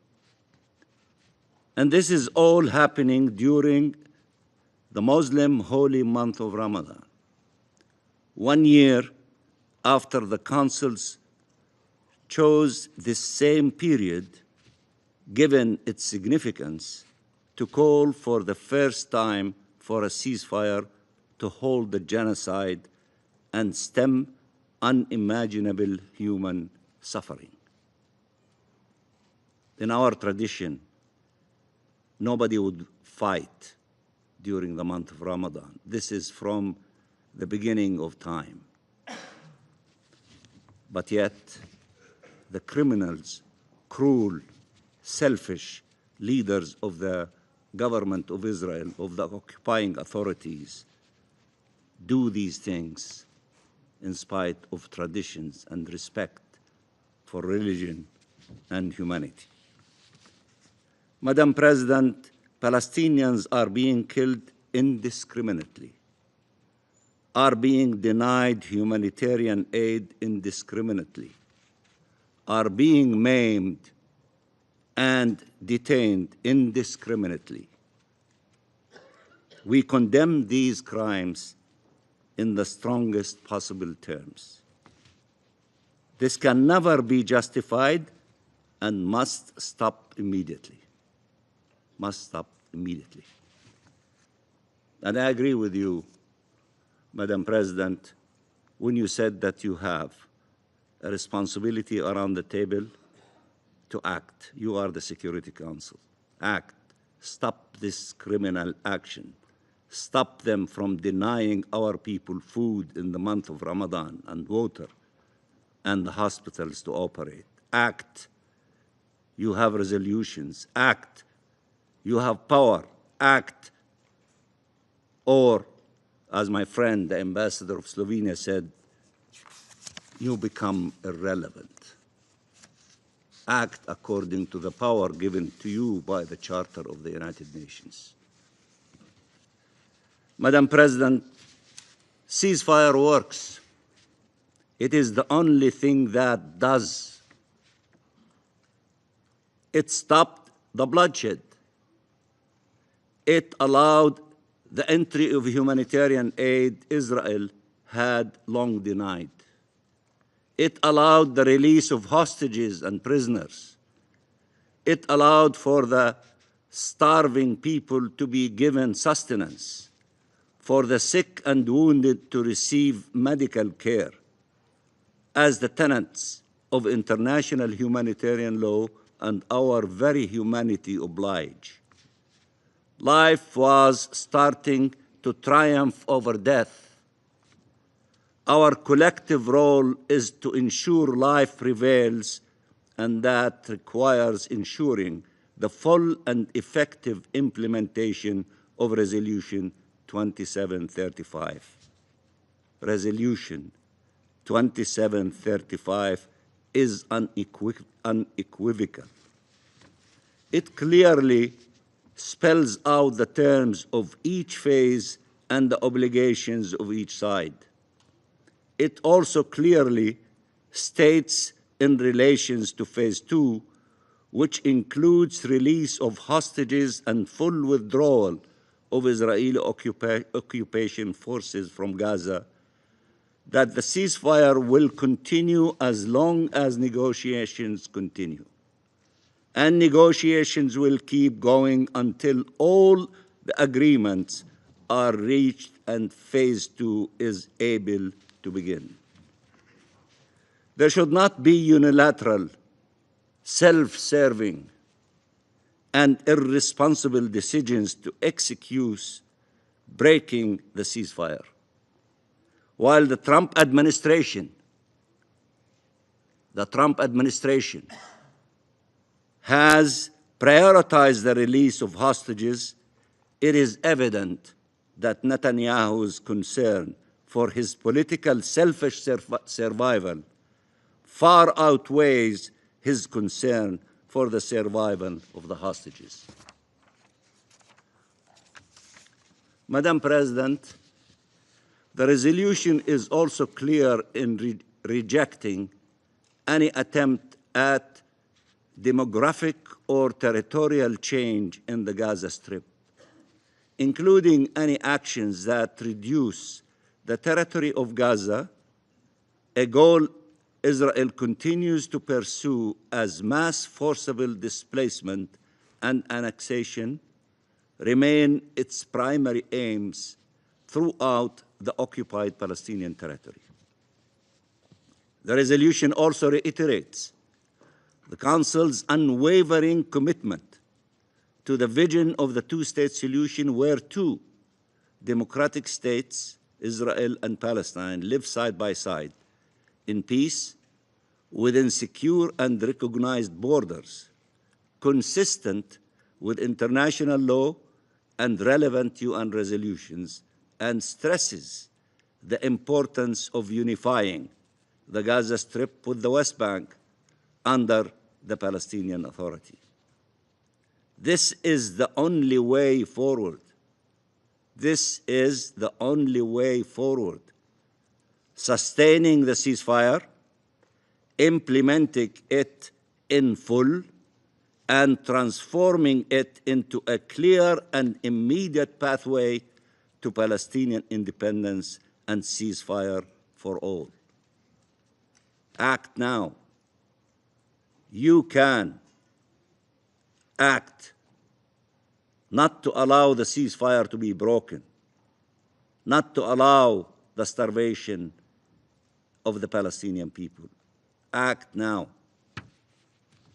Madam President, the State of Palestine and Arab countries, with the support of many around the world, have exerted every effort to ensure that Gaza, in particular, and Palestine as a whole are set on a different trajectory towards life and liberty, to change the reality our people has been for too long endured, and to change forever and for the better our region, for the benefit of all states and all peoples.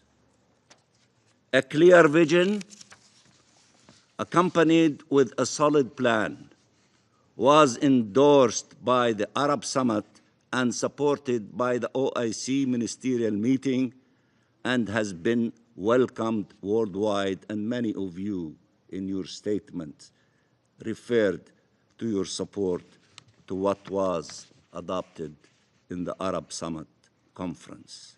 A small ray of hope was appearing on the dawn of the possibility of changing the tragedy in the Middle East to something that is different and promising. And perhaps that's why the criminal extremist leaders of Israel, who do not want to allow this ray of possibility to flourish, they did what they did last night in order to destroy the efforts of all of us to open the door of peace.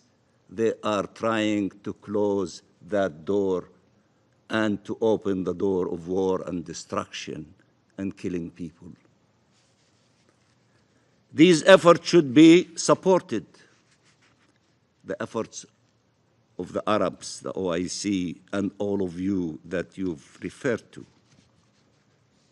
should be supported, not compromised and sabotaged. They offer the only viable path away from conflict and towards peace. They have transformative power.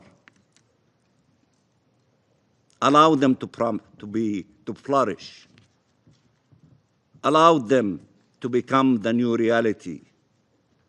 Don't allow the other option of war and destruction and taking away lives, especially of children and women. Peace saves lives. War takes lives. Act. Choose peace. We, Palestine and Arab countries, are acting responsibly and with resolve to end this conflict once and for all. We are acting responsibly and with resolve to end this conflict once and for all.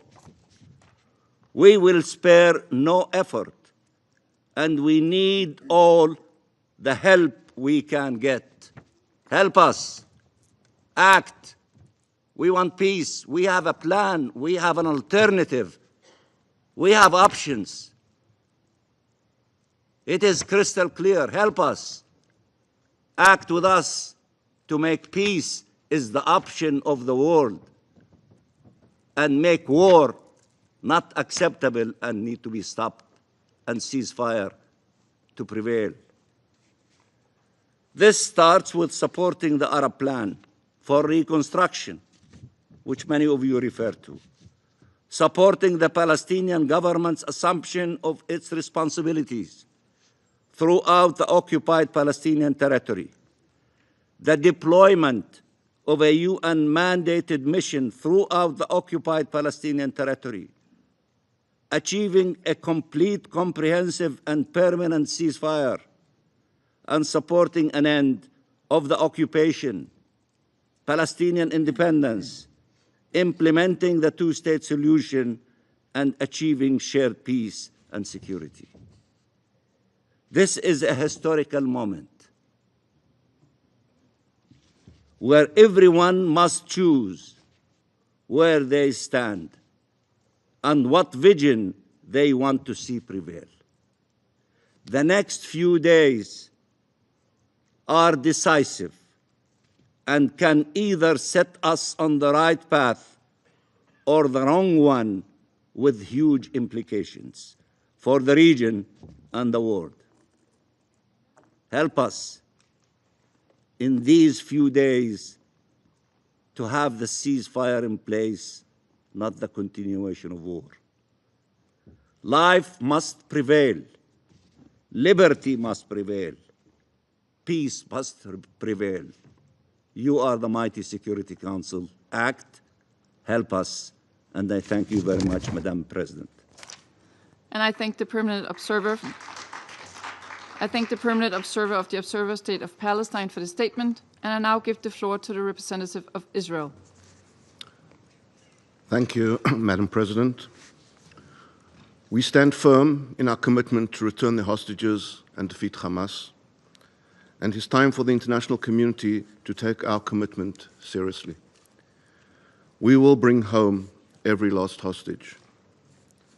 Hamas has refused to release our hostages and repeatedly rejected all the offers, both by the US and the mediating countries, even for the period of Ramadan. And thus, the return to fighting is a necessity. The IDF is attacking targets of the Hamas terrorist organization to achieve our objectives. These precise attacks include Hamas terrorist commanders, terrorist cells, launch posts, weapon stockpiles, and additional military infrastructure that are being used by these terrorist organizations to continue to plan and execute attacks against Israeli civilians and IDF soldiers. However, we are drawn into a discussion today not to alleviate suffering, not to seek truth, but to indulge the political agenda of certain members of this Council. Those who wield humanitarian rhetoric and feigned concern as a weapon, turning a blind eye to the primary cause of suffering in Gaza, the Hamas terrorist organization, which continues to hold 59 innocent hostages. For those truly concerned about humanitarian crises, there is one that should be paramount: the hostages still held in Hamas's brutal captivity. Men, women, children, the elderly, innocents ripped from their homes and subjected to horrors beyond comprehension. Many are already believed to be dead, while others continue to be tormented day after day. For over a year and 4 months, they have been deprived of sunlight, medical care, the comfort of their family's embrace. Their conditions are unknown, their treatment unimaginable. This is the most urgent humanitarian crisis, and yet those who claim to be the loudest voices for human rights have somehow lost their voices on this matter. So let us be clear: any discussion of humanitarian suffering that does not begin with the hostage release is not an honest discussion. For months, Israel took unprecedented steps to facilitate humanitarian aid into Gaza. Israel's war is against Hamas, not Gaza's civilians. And yet, despite our efforts, Hamas refuses every opportunity for peace. It refuses to release the hostages. Over a 6-week period between January and February alone, Israel facilitated the entry of an unprecedented amount of humanitarian aid into Gaza, over 25,000 aid trucks, averaging more than 4,200 trucks per week. These trucks carried food, medical supplies, and essential goods. This is not speculation, not political rhetoric. This is in fact documented, verifiable, and confirmed by the organizations distributing and supplying the aid. In addition to the thousands of aid trucks, bakeries are operational across Gaza, producing millions of loaves of bread daily. In northern Gaza alone, increased fuel deliveries resulted in a 40% increase in bakery output. The slander that the people of Gaza are currently starving is quite simply untrue. Fuel and gas deliveries also continued over this period. Nearly 1,000 fuel tankers entered Gaza, including 275 to the north. Claims that the electricity cutoff has plunged Gaza into humanitarian collapse are greatly exaggerated, particularly regarding water infrastructure. Water pipes and sewage repair materials were sent to northern Gaza, ensuring that infrastructure remains functional. During the same 6-week period, over 840,000 tents were delivered. This was a massive logistical undertaking supported by international partners and facilitated by Israel. Madam President, let us be very clear. If there is suffering in Gaza, it is not because of a lack of aid. It is because Hamas has hijacked an entire civilian population for its own violent ends. Hamas diverts food, Hamas hoards fuel, Hamas transforms hospitals, schools, and UN facilities into command centers, ensuring that even in the presence of humanitarian aid, suffering persists. But somehow, in the debates of this Council, Hamas is an afterthought, a footnote, a mere inconvenience in the preferred narrative. And so, instead of asking why Hamas continues to prolong this war, instead of asking why Hamas rejected a ceasefire extension that would have freed civilians from suffering, instead of asking why Hamas holds hostages in horrific conditions, instead of asking these questions, certain members choose instead to malign Israel, the only party in this conflict undertaking their humanitarian obligations and taking steps to meet them. Israel will not be lectured by those who exploit human suffering for political gain. If this Council wishes to address suffering, then it must demand the immediate and unconditional release of the hostages. There can be no progress until this occurs. There can be no relenting against the evil that we face. The massive amounts of humanitarian aid which Israel coordinated and facilitated, at least those amounts not seized by Hamas, have reached every segment of Gaza's population, with one tragic exception: the hostages. While Gazan civilians benefit from food, medicine, shelter, and support, these innocent individuals languish in conditions that defy human comprehension, a stark reminder of the vast moral inequivalence between Israel and Hamas. The release of the hostages is the first, the most urgent, the most fundamental step towards ending this war. The people of Gaza deserve a future free from Hamas and the pain that they wrought. The innocent Israelis wasting away in Hamas's tunnel network must once again feel the sun on their faces and embrace their loved ones. This is the only true path to peace. I thank you, Madam President. I thank the representative of Israel for the statement. I now give the floor to His Excellency Mr. Majid Abdulaziz, Permanent Observer of the League of Arab States to the United Nations. شكرا سيدة الرئيسة. Thank you, Madam President. I'm honored to make this statement today on behalf of the League of Arab States and its member states.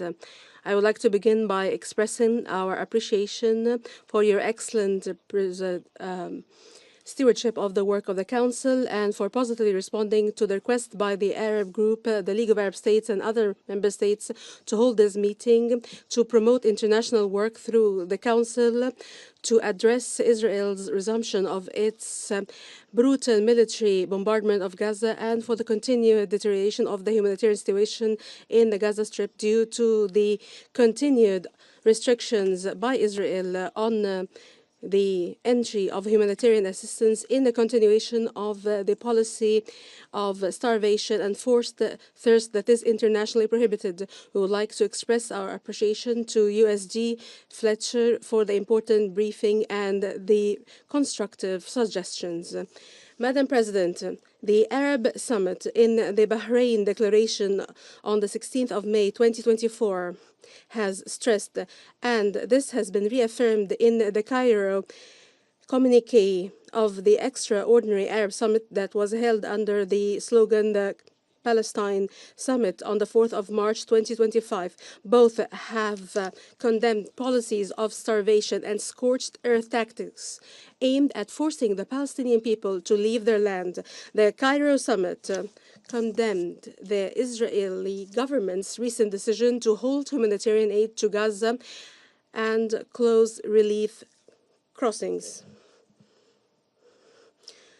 The summit also decided to reject Israel's use of blockade as a weapon and the starvation of civilians as a means to achieve political gain.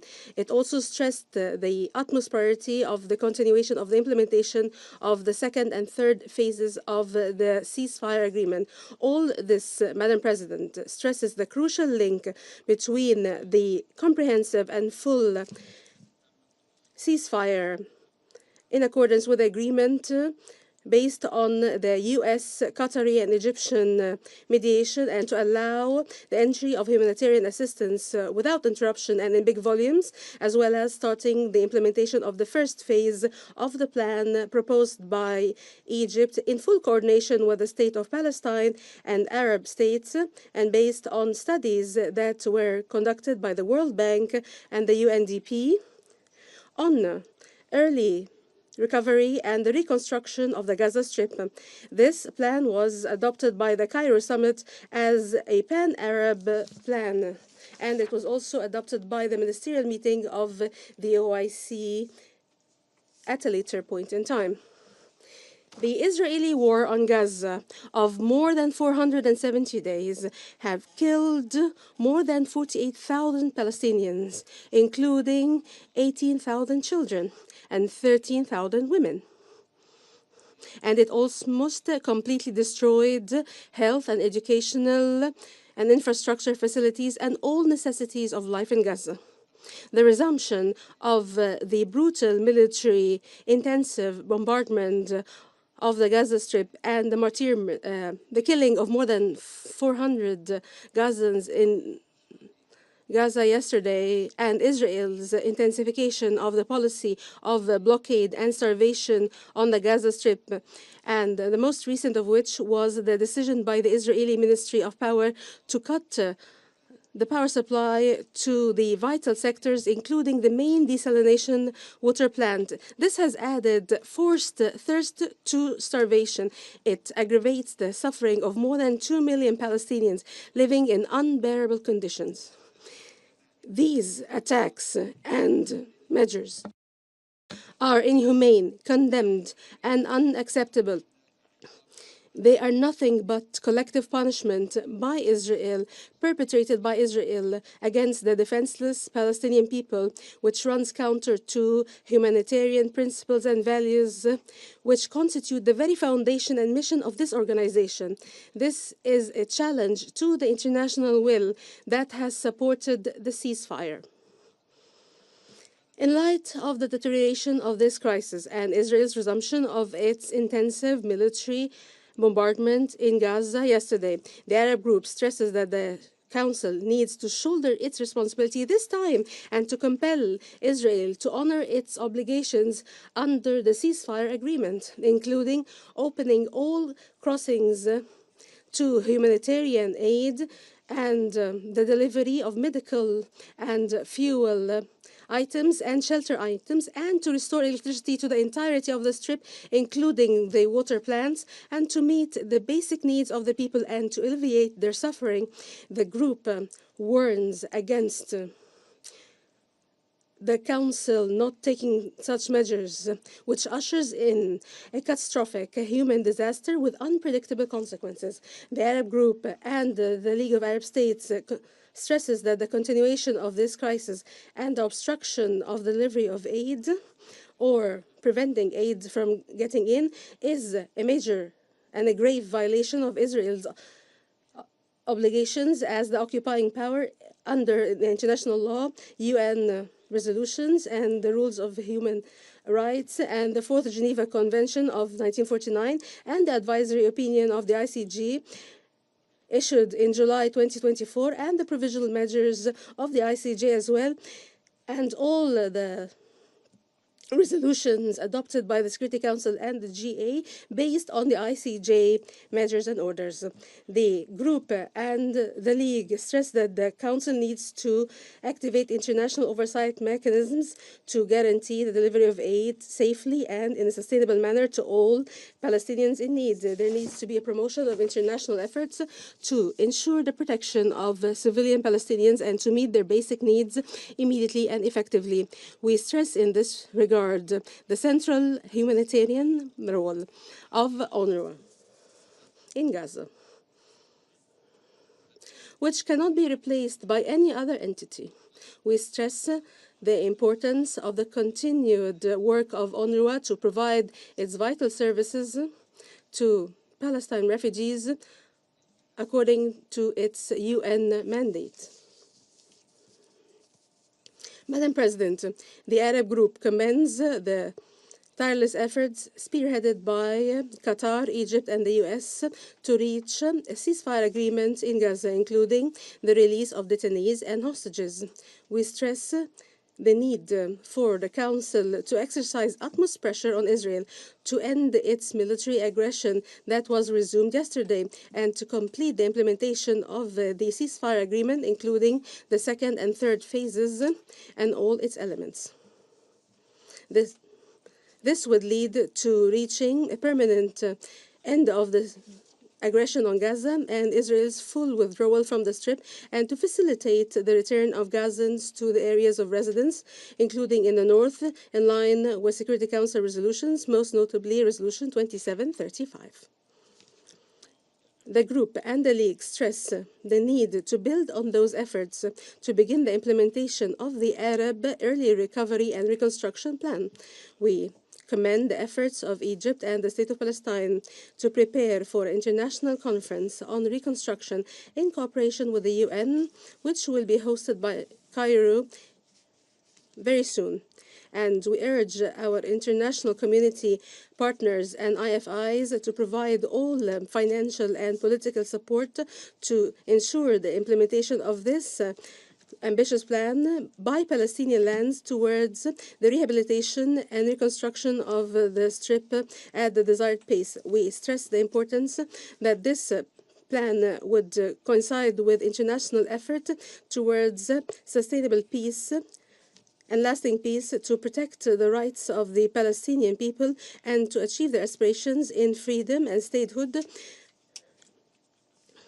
and joining the UN as a full-fledged member, and the effort to make the international conference that will be held in June 2025 under the French-Saudi presidency a success as part of the two-state initiative effort that is receiving mounting international support every day. In closing, the Arab Group and the League of Arab States reaffirms their full solidarity with the Palestinian people and their strong support to its historic steadfastness on its land as it adheres to its land and refuses to be forcibly displaced. We stress that continued military operations, siege, starvation, forced thirst, oppressive measures perpetrated by Israel will only lead to further deterioration of the humanitarian and security situation, threatening the security of the entire region. We reiterate that the only solution to this conflict is by ending the Israeli occupation, guaranteeing the right of the Palestinian people to self-determination and the establishment of their independent, sovereign state with East Jerusalem as its capital on the basis of the two-state solution and the Arab Peace Initiative, and the State of Palestine joining as a full-fledged member of the United Nations. I thank you, Madam President. I thank His Excellency Mr. Abdulaziz for the statement. The representative of the United States has asked for the floor to make a further statement. I give them the floor. Thank you, Madam President. I couldn't help but notice that some of the behavior during this meeting, including departing from the chamber and leaving a seat vacant while the representative of Israel was speaking under Rule 37, is inconsistent with the decorum that we expect in this chamber, and I just wanted to register that. I thank you. And I thank the United States, the representative of the United States, for the statement. There are no more names inscribed on the list of speakers. The meeting is adjourned.